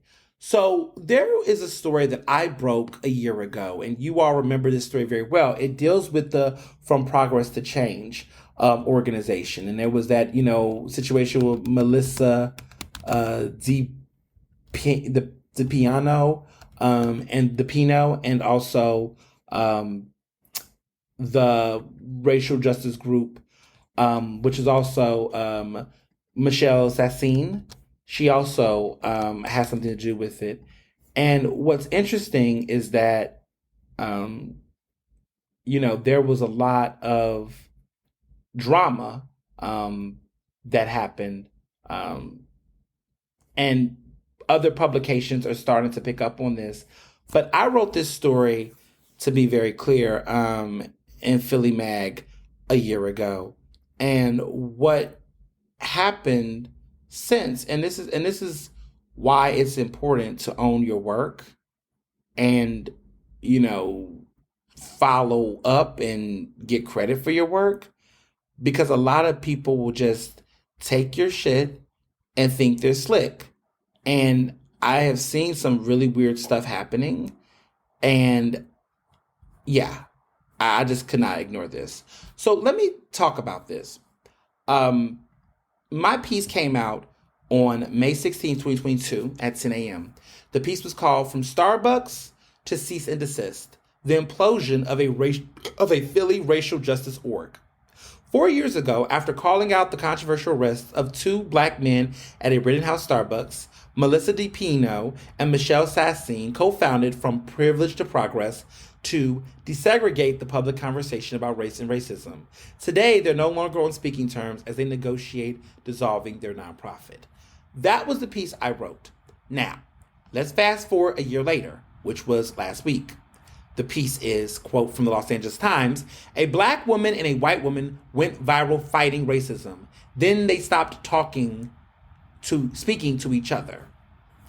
And this is written by a national correspondent named Joeed Kaleem, who my publication, Philadelphia Magazine, contacted him. And also, we contacted him regarding just an interesting parallel, because we have some questions. So I looked at this story. I read the story in Los Angeles Times. And I would say about 85% of this story is lifted from the original reporting that I did on this situation. There is some updates. They did speak to Michelle Sassine. They did speak to Melissa DiPino for this story. But it's just weird to me because I'm wondering, how did you get this story? I literally was the only journalist that wrote and broke this story literally a year ago. No one else wrote about this at a major media outlet. Philadelphia Magazine, myself, was the first to put this story out. And now a year later, you basically wrote the same exact story, except you've updated with some things about how the women are doing. But the framing of it all, the narrative about the speaking engagements, how much they were making, all of these details, this was my reporting. And so I'm just kind of to myself thinking, did you think it was slick? And the weird part was, Los Angeles Times dropped their story literally exactly a year from when I dropped my story. And I had questions like, why did this story come out now? Because my story came out last year because it was based on the drama on social media between those two. Now, many outlets could have spoken to them at that time. I mean, this was high profile, the drama between them on Instagram and social media, but no one did. I wrote the story. People shared it. It was a big moment at the time. Michelle Sassine talked about it. It was a lot of news. So for Melissa DePino and them to now be interviewed again a year later by Los Angeles Times, you just have to wonder to yourself, how did this story come to be? Michelle Sassine personally did not like how the story came out, did not like the way she was covered and framed in the story. And, listen, other outlets wanted to pick it up and they did photos and all this stuff, but you really sat up here and you really lifted my shit. And I feel some type of way. And so if you all have seen this story, if you haven't seen it yet, look at it, contact those people, let people know what's up. Because I got an issue. I got an issue with the way that this was done. And someone said, how do people get away with plagiarism on the internet? Baffles me. It's disgusting. It's absolutely disgusting. And I have not, as of the time of recording this podcast, I have not heard back from the Los Angeles Times. I am definitely going to follow up with them with my concerns about this, but this is disgusting. And how are you doing a piece about diversity, equity, and inclusion? Okay. You're doing a piece about diversity, equity, and inclusion and racism, and then you basically lift and not properly attribute the work of a Black journalist whose story inspired you to write this. There's no other way. Ain't no other way. And I'm surprised that at this level of my career that people would even try me in this way. And I'm surprised that this person thought they could get away with it. But y'all know I'm not silent, and I'm not going to be silent about it. But it's disgusting that they did this. And I have asked and requested for attribution for my piece. Because there's just no, like reading the story and reading my other story, reading my story and reading the Los Angeles Times story, there's just too much inspiration there, okay? And I'm still at a point where I'm trying to figure out how did this go through. So there's some real issues here, and yeah, we got a problem. We got a whole problem. And yeah, we following this. Because what we're not going to do is this. And it's just a shame because, it's just it's just, it's just a lot of things that's happening. And I do want some answers because there's some problems that's happening. And I really don't appreciate it. So gonna stay tuned on that. Stay tuned. I'm just, the gears in my head are grinding right now. Because I just think to myself, this is a reported story. It's not like an opinion piece where people have different opinions. You really are going to act like you just woke up and read my article and thought this. Yeah, we're going to have a problem, buddy. So, CNN wants to now come forward with the fact that they're invested in both sidism journalism. And let me explain what I mean by that. They've been recently, I had a moment on Twitter recently on Sunday because I heard this news and I want people to talk about it more, but it's wild and it's got me going, what the hell, right? So basically, Warner Brothers Discovery CEO David Zaslav, he is now the CEO. And, there's a relationship between Warner Brothers Discovery CEO with CNN. Now, there's been a merger or whatnot. David Zaslav said that CNN is rebuilding itself to be a news network that presents, quote unquote, both sides of every issue rather than a, quote, advocacy network. Now, I had to just go there because what pisses me off the most is this idea around both sides.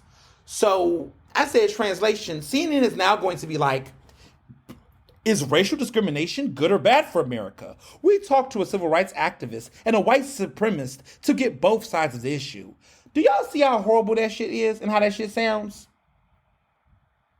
It's a problem. Like, I'm sitting up here like, are we serious? Are we dead ass serious? Like, I can't even come to terms with the fact that this is happening. Like, are y'all got me fucked up. So I'm really feeling some type of way about this entire situation because it's like both sides. So like, how do we do this? Is the Holocaust, a form of anti-Semitism? We talk to a Holocaust survivor and a neo-Nazi to get to both sides of the issue. Like, what does that mean? And so this is a problem because I thought in journalism and media, we were moving forward and having a very more progressive conversation about old dirty tactics. Like, one of the words I hate people say, and this is how I know people are not journalists. And like, look, you know how like doctors, chefs, therapists, you know how they know jargon. There's certain jargon and language they want people to stop using because it's just not the way the academy works or the field works anymore. The number one word that I hate that people still try to use in journalism is objective. Newsflash. Objectivity does not actually exist. Like, stop saying that word. You do not know what objectivity means. Objectivity does not work for humans. It does not work. We are not objective human beings. We all come in with our own bias. The goal of journalism is to try to be fair. Fair. And fair does not mean equivocate. Fair means understanding. Did you allow for the right temperature and balance? And so it doesn't mean equivacy, right? It's about equity. It's not about equality in a piece. So if you have a piece, right, that's about white supremacy, you don't give white supremacists the same amount of coverage as you do marginalized black people. Because if white supremacy is supreme, quote unquote, then you know there's already a disproportionate amount of whiteness and white supremacy that already goes around. You actually would focus on the least represented person in that situation who oftentimes don't get the platform so that you can balance out and allow a fair conjecture of a different voice to mellow out what we already know. You don't go for equality when you go in stories. You actually go for equity. And so to be fair in a story means that, okay, if a person is accused of something, yes, you do allow them the opportunity to respond, right? You do, if a person makes an allegation, you can't just run a story and not try to reach out for comment. However, what you don't do is allow a person to spend half the story gaslighting and the other person accusing. Because in some situations, if the person is in a power dynamic, that person already may have an outlet. So let's say, for example, a celebrity is being accused of doing something inappropriate. If it's a multi-million-dollar celebrity who already has access to a PR company, public relations, tons of money and resources, and they want to mass blast their views and their opinions of a case to everybody, you're not going to let them then get equal footing in your article when they have that going for them and then the victim doesn't have the same resources, let's say, don't have the same amount of resources to tell their story. So you have to recognize the balance of that and being fair and acknowledging where the system is. And that is called discernment. And we don't talk about discernment enough in journalism. We don't need to be using the word objectivity. That's just impossible. Objectivity is to say, oh, a journalist is writing the story with no personal connection, bias, or thoughts or opinions. Now, you do strive to avoid conflict interest, but we cannot ignore that objectivity has never existed in journalism and never have and never will. And the funny part is that so much of the conversation about objectivity is oftentimes given towards women and black and brown people. So black and brown journalists that cover Black Lives Matter, people are always like, I don't know if you can cover that objectively as a black person. But you know what's crazy is that like white people literally get to cover every single topic. White men can cover any topic they want and no one asks them, well, as a white man, do you think that talking about women's rights and rights to body autonomy is objective? Can you objectively do that? No, they cannot. Nobody can, right? So there is no such thing as objectivity, right? The goal is, however, is to go for fairness and balance. And the reality is that if you actually diversify newsrooms and you really allow for different types of people to be in newsrooms and share different experiences, stories will be a lot more nuanced and a lot more balanced. And so I tell people all the time that we are having the wrong conversations. And anytime you hear people say both sides, oftentimes it comes at the expense of marginalized communities. Like both sides never consider marginalized people. Both sides is oftentimes trying to give a bone to the oppressor. It's always giving a bone to the most powerful, the most privileged people that feel like they're being, maligned by the press. When I hear conversations about both sides, look at how this is being framed. Let's be clear on how this man framed it, okay? Listen exactly to what David Zaslav said. He said, CNN is rebuilding itself to be a news network that presents both sides of every issue rather than an advocacy network. So why is it that both sides is being presented against the term advocacy network? So CNN was framed as an advocacy network that was helping people that were on the sidelines and misrepresented. His argument is going from advocacy network to both sides means that who is now getting to both sides? Someone who's not an advocate? Someone who's an oppressor? Someone who's harmful? Interesting.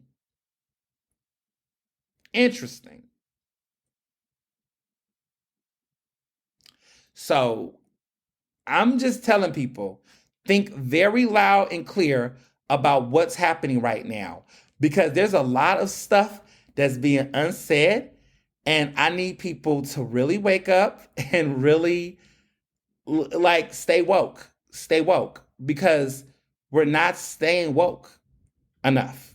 You know what I'm saying? We're not staying woke on this conversation, and we need to, because it's some real shit going on, and I'm not feeling it. Woo. So, yes. Let me move on to saying this. Movies this week. There's only one movie I'm watching this week that's coming up. It is Little Mermaid. I'm serious. I'm finally excited to be able to watch it, Mr. Johnson. I might have already seen it, but I can't wait to see it in the movie theater and see it with my peeps. So I'm excited. I'm seeing The Little Mermaid this week. Already got the tickets like weeks ago. Thursday, early show, early screening. Super excited. It's going to be cute. It's going to be like another night, a little Thursday date night with Mr. Johnson. We're going out to My Loop is the new restaurant. It's called My Loop. That is by Amanda Showman, who owns Her Kitchen. No, Her Place. Her Place. Yeah, Her Place. Which is a really great restaurant. But now her and her boo, I guess fiance now maybe, but her and her boo, he owns this other restaurant that's not too far from her place, or Her Kitchen, or Her Place. And so I'm excited about this restaurant. Everyone's been talking about it. It opened in May, so we're like the first people to try it amongst the people. It's the reservations, like the place has reservations booked all over. You couldn't. I mean, the fact that I'm going to a fine dining restaurant on a Thursday is like, but I couldn't find a reservation. Anyway, we're gonna go to the movies. We're gonna go there. It's gonna be a nice night. But I'm excited about this movie. I've heard good things about it. People are really excited about the film. Cannot wait for it to finally come out, and I can't wait to tell y'all my full thoughts about it next week. Movie that's coming out very soon. Oscar season. We're already getting ready for the 2024 Oscars.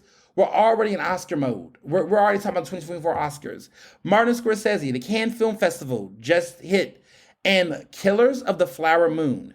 Martin Scorsese directed it. It is starring Leonardo DiCaprio, who's coming back, baby. He's coming back. It looks like he wants to get that another Oscar nomination. Leonardo DiCaprio is back. He is in it. Robert De Niro is in it, a couple other known stars, but Martin Scorsese's back. The reviews have been great about this film. I have been reading the book. Which is back on the New York Times bestsellers list. It's a very good book. I'm reading it, trying to read it. I think the film has come out later this year, but the trailer has already went out, I believe. There's been a lot of buzz about this film. Everyone's talking about it. The film comes out October 6th. So it's a Libra film, Oscar season. I mean, we got Brendan Fraser in it, Jesse Plemons. Everybody's in this damn film, okay? Sturgill Simpson. A lot of interesting characters are in this film. Lily Gladstone, who people are saying is giving Oscar nomination. Robert De Niro, is apparently making some buzz. Possible Oscar nomination for him. He's on his seventh child. He just produced a child lately. Somebody's pregnant in his circle. Interesting. Brendan Fraser just won an Oscar. What's going on there? But there seems to be a lot of cameos. It's giving Western. It's giving indigenous people. It's giving all of the storylines. It's a movie about greed and the violence of greed, and a lot of people are really hyping this movie up. Lily Gladstone is she's actually an actual indigenous person. She is Blackfeet and Nipiupi heritage is where she's from. She grew up on the reservation of Blackfeet Nation. She's also a distant relative of British Prime Minister William Gladstone. So there is a lot of interesting parallels, but a real native actress is in this film. And would it be a big damn deal to see an indigenous person, an indigenous actress, get an Oscar nomination? How historic is that? It's looking like I'm seeing a nomination. I'm seeing a nomination for Lily Gladstone. Remember this podcast episode 22 of season 4, Ernest Owens said, quote myself, that Lily Gladstone is an Oscar contender, first Native American actress, or indigenous actress, I would rather say that, to be, to get an Oscar nomination in a major category for a film. I think Martin Scorsese is doing something. I'm seeing, Leonardo DiCaprio get a nominated or get some buzz. We're going to see. But October 6th, his film drops. There's been some early previews. Rolling Stone wrote a really good review about it. But stay tuned. The book is selling like wildfire right now. People are really into the book.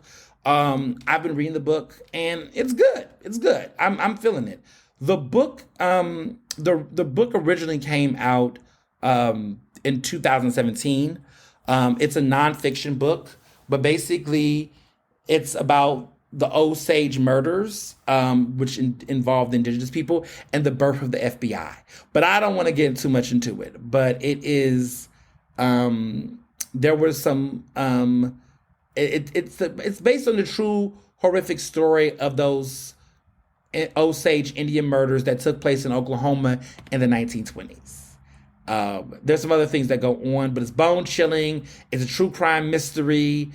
It's shocking. It's at times sorrow. It's a lot. A lot of people are talking about the debut of the film. It is nonfiction. It's based on true story. It's a lot going on. I'm excited. That's an exciting film. Okay. As far as music goes, y'all, music has been dry this year. Well, so far. SZA's album was great, but it's just been like a year. I've just been listening to everything that came out last year. Like I haven't stopped listening to Midnights by Taylor Swift. I haven't stopped listening to Renaissance. And I'm actually going back to listen to Renaissance religiously now because I'm getting ready for the tour.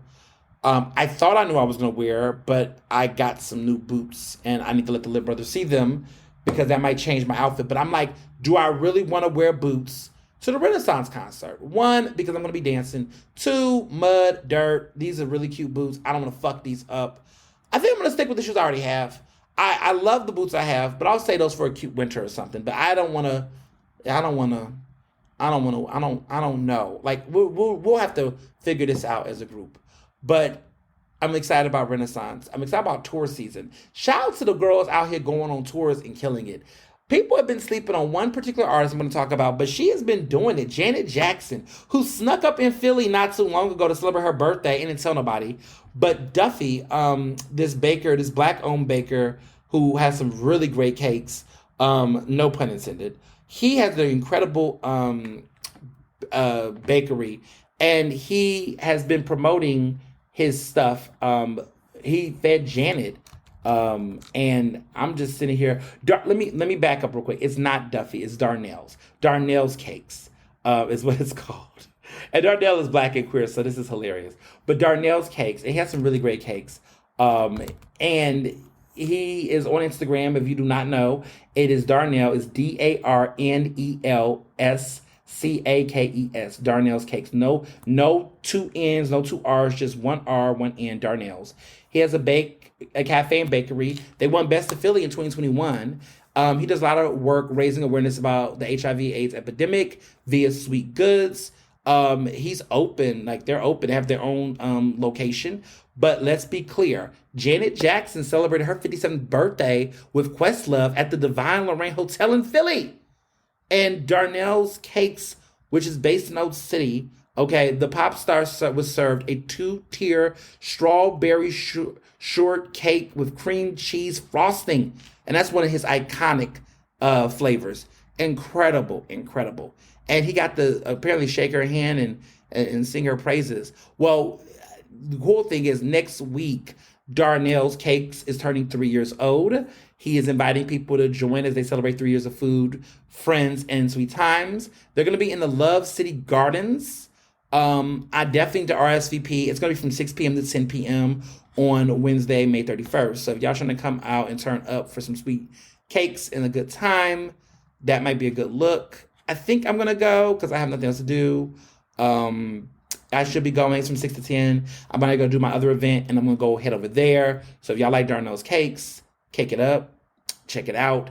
But Janet has been crushing it. Janet did not perform in Philly, but Janet had a show in Atlantic City. The girls live for it. Everyone's loving on Janet. Janet is like really doing this really good show and this tour. And it's got me talking lately. People have been talking about what's a legacy act, who's a legacy act. Like basically saying like legacy acts, like what does that mean in the music industry? And a lot of people have been saying that, like they've been asking questions like are certain artists legacy acts and in music? They're referencing that. I think that we're at the point where I think it is safe to say, well, first of all, Janet Jackson is a legacy act. But I think it's safe to say that Beyonce is a legacy act. I think Beyonce is a legacy act. I think it would be accurate to describe Beyonce as a legacy act at this point. Taylor Swift is not a legacy act yet. But Beyonce definitely is. Beyonce has been performing on stages and doing tours for 25 years. Mariah has as well. Janet has clearly as well. Madonna has. I think it is safe to say now that Beyonce is a legacy act. She did not have to do this tour, but she chose to do it, and she's pushing through, and she's killing it, and it's a guaranteed sellout, and she's in her 40s now. I think it's fair to say she's a legacy act. I think that's accurate. Taylor Swift is too young to be a legacy act, in my opinion. People, she's early 30s. She has to do a little bit more shows. Madonna's same. Madonna definitely is a legacy act. If Britney would have kept doing tours, I would say Britney's a legacy act. But she still is a legacy act. She just isn't touring. But there's a certain phase in the career where if you're still relevant, you're still hot, you garner that title. I would say Usher's a legacy act. I think it is safe to say Usher's Vegas, residency. I think Usher is a legacy act. I think Usher has earned that title. And what I mean by legacy act, it means that you're a guaranteed crowd outbringer, right? You're a guaranteed crowd pleaser, meaning that you can go on any tour and people will buy tickets to see you because you've been in the game for a certain amount of years, preferably to be eligible for the Rock and Roll Hall of Fame, aka 25 years, aka etc. Now, people have been asking the question, why haven't Beyonce been considered for the Rock and Roll Hall of Fame? Well, technically, Beyonce has to wait until 2028 as a solo act because Dangerously Love was her debut solo single. It just turned 20 years old. So we have to wait until 2028 for solo Beyonce. Now, Destiny's Child is eligible for Rock and Roll Hall of Fame now. I don't know if they're going to, as a group, apply for it. It doesn't seem like there's been chatter about it. Missy Elliott just was eligible her first year and became one of the first Black female artists to ever get inducted in her first year eligibility. Even Janet didn't get inducted in her first year eligibility. And recent acts like Jay-Z and Eminem both did, okay? Because they've been in the game for 25 years in recent years. They hit that 25-year mark.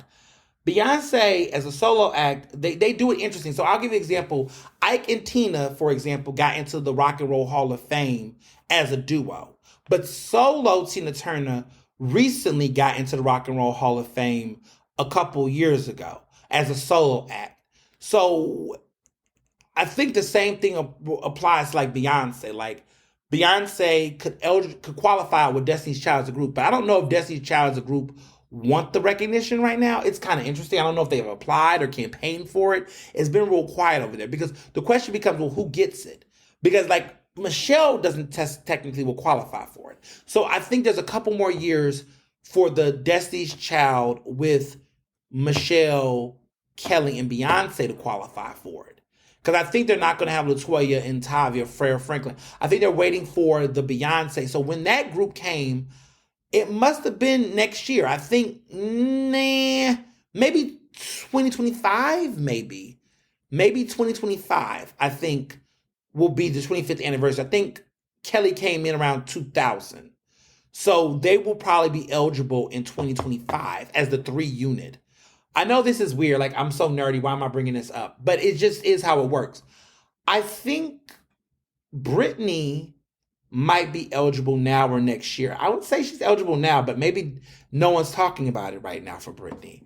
But Britney should be inducted in the Rock and Roll Hall of Fame.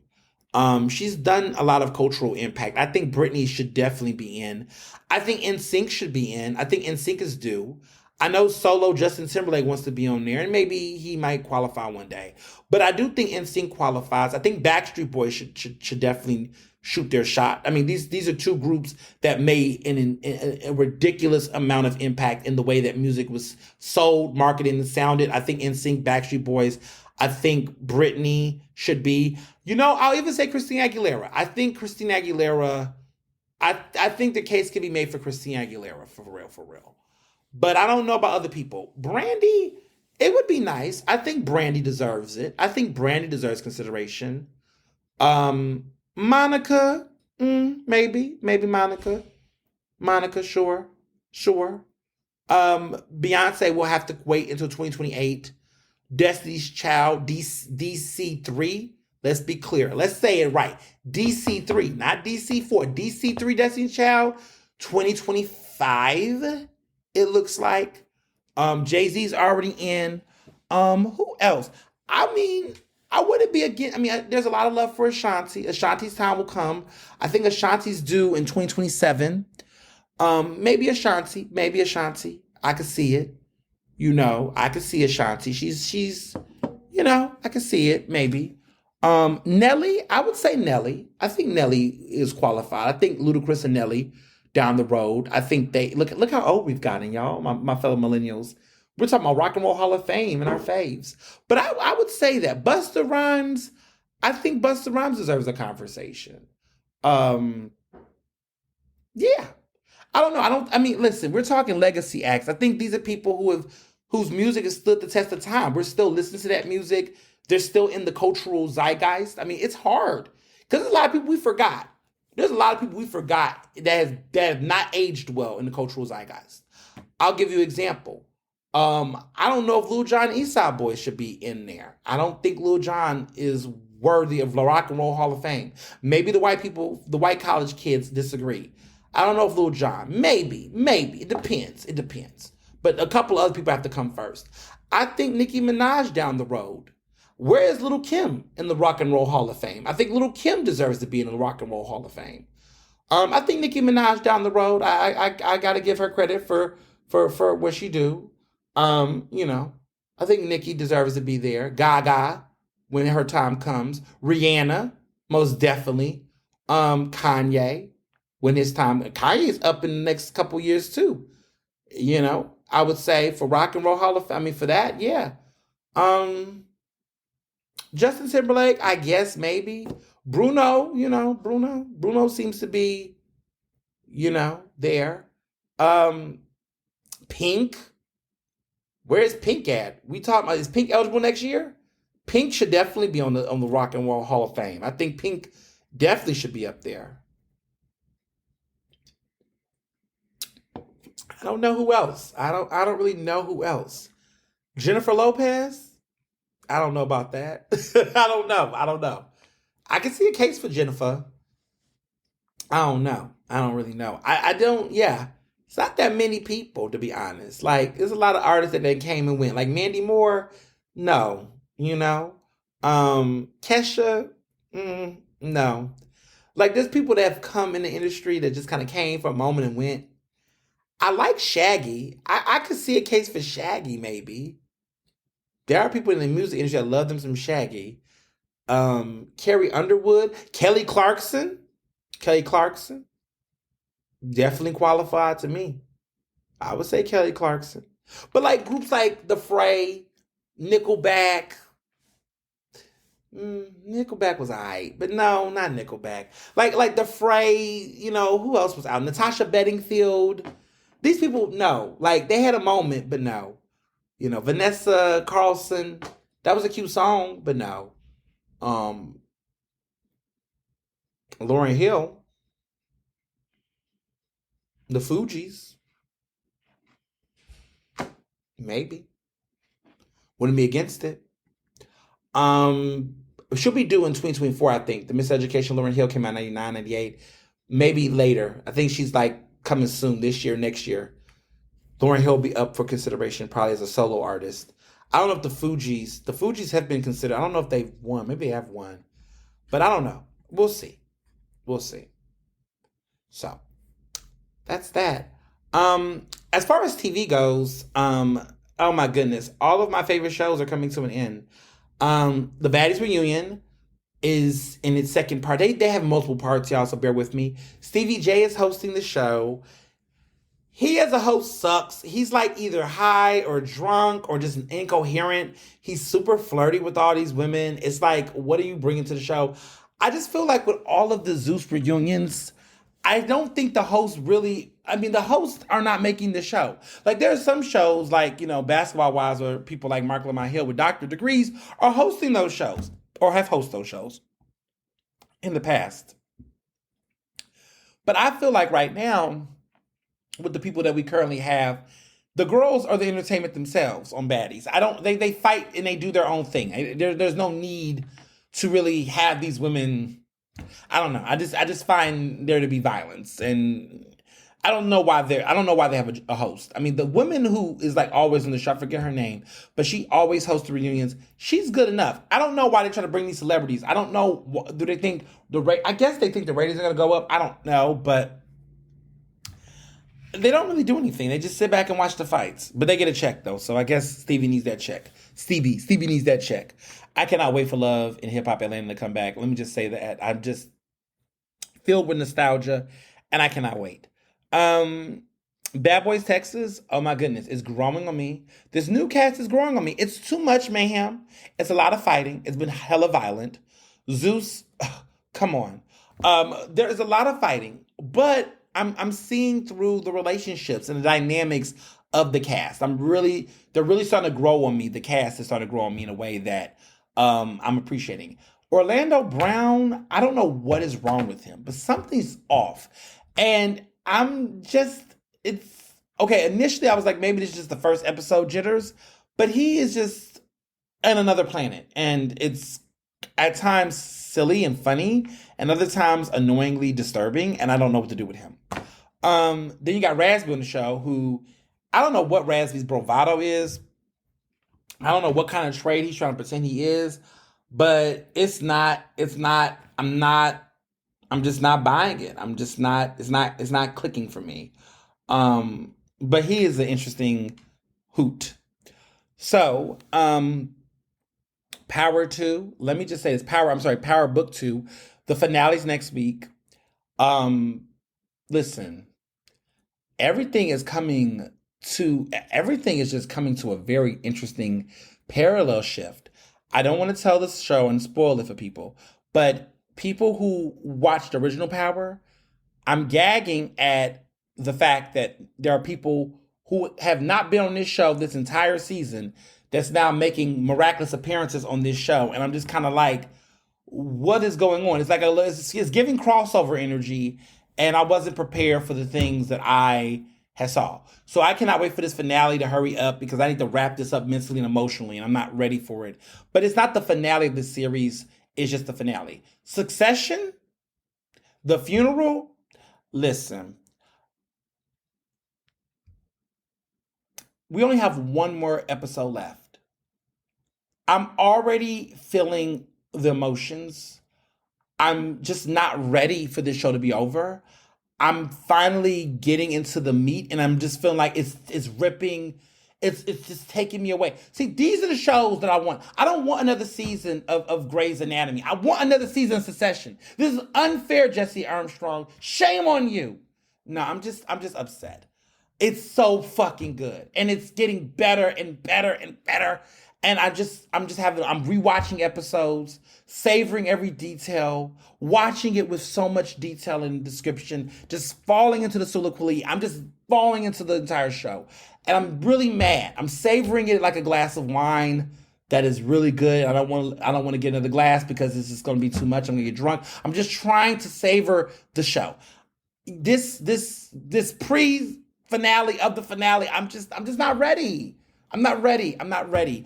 And I don't know who I like. I think I'm convinced that everybody's a piece of shit on this show. I know I've said this before, but the last two episodes, especially last week's episode, they are all a piece of shit. And this show really wants you to understand that these people are a piece of shit. But I must tell you, the one who's playing the fuck out his role right now is that Kyrian Culkin. Roman, let me tell you something. He better win. Hear me out. Listen to this episode. On this episode, he better win Best Lead Actor in the drama series, Emmy, Primetime Emmy. He better win Best Actor. I don't see any other dramatic actor this season that is bringing any fire or flame or energy like he is. I don't care about the other shows. He better win Best Lead Actor. Okay? Jeremy Strong, child, he won his a couple years ago. Honestly, he's not bringing anything to this show. Zendaya is not in Euphoria. Sarah Snook better win Best Lead Actress. Hell, I think everybody can snatch a win in all the dramatic categories. Look, I'm already ready for it now. Sarah Snook for Best Lead Actress. Kieran McCulkin for Best Lead Actor. We'll give Tom Wambeck, who's actually Tom in Supporting Actor. He needs to win Best Supporting Actor again. But you know what? Don't sleep on Greg, though. Greg is bringing some fire, but I really think Tom can take another Emmy for Best Supporting Actor. And in Best Supporting Actress, I mean, J. Smith Cameron can get it, but I don't necessarily know if she's the strongest supporting actress out of all the dramas out right now, but I definitely say she's a stronger contender. I haven't seen a sweep like this since Modern Family. Succession is winning Best Drama, Best TV Drama, and they're going to pull what I think could potentially be a Schitt's Creek. Schitt's Creek did this. I don't know if y'all remember Schitt's Creek at the Emmys a couple years ago, its final season. All of the lead actors, supporting actors won in the comedy category and then won Best TV Comedy. They swept all 5 of those major categories. I think Succession could pull the same thing off, to be honest. But I don't know about the supporting actress category. I don't know if J. Smith Cameron, I don't know. We'll see. But she is a contender. I know she's going to get nominated. I just don't know if she's going to win. But I definitely could see Kieran Culkin winning Best Lead Actress, Sarah Snook winning Best Lead Actress. It's about damn time they put in a lead actress category because supporting actress was a waste. I can definitely see Tom winning Best Supporting Actor again, and supporting actress is still up in the air for me. But I could see them winning all 5 if they take it all. But this season has been very good so far. This series has been great. I'm gonna miss it. And then last but not least, there's a show I've been watching on Bravo, and I'm really into it now, and I encourage you all to watch it. It's called Summer House Martha's Vineyard.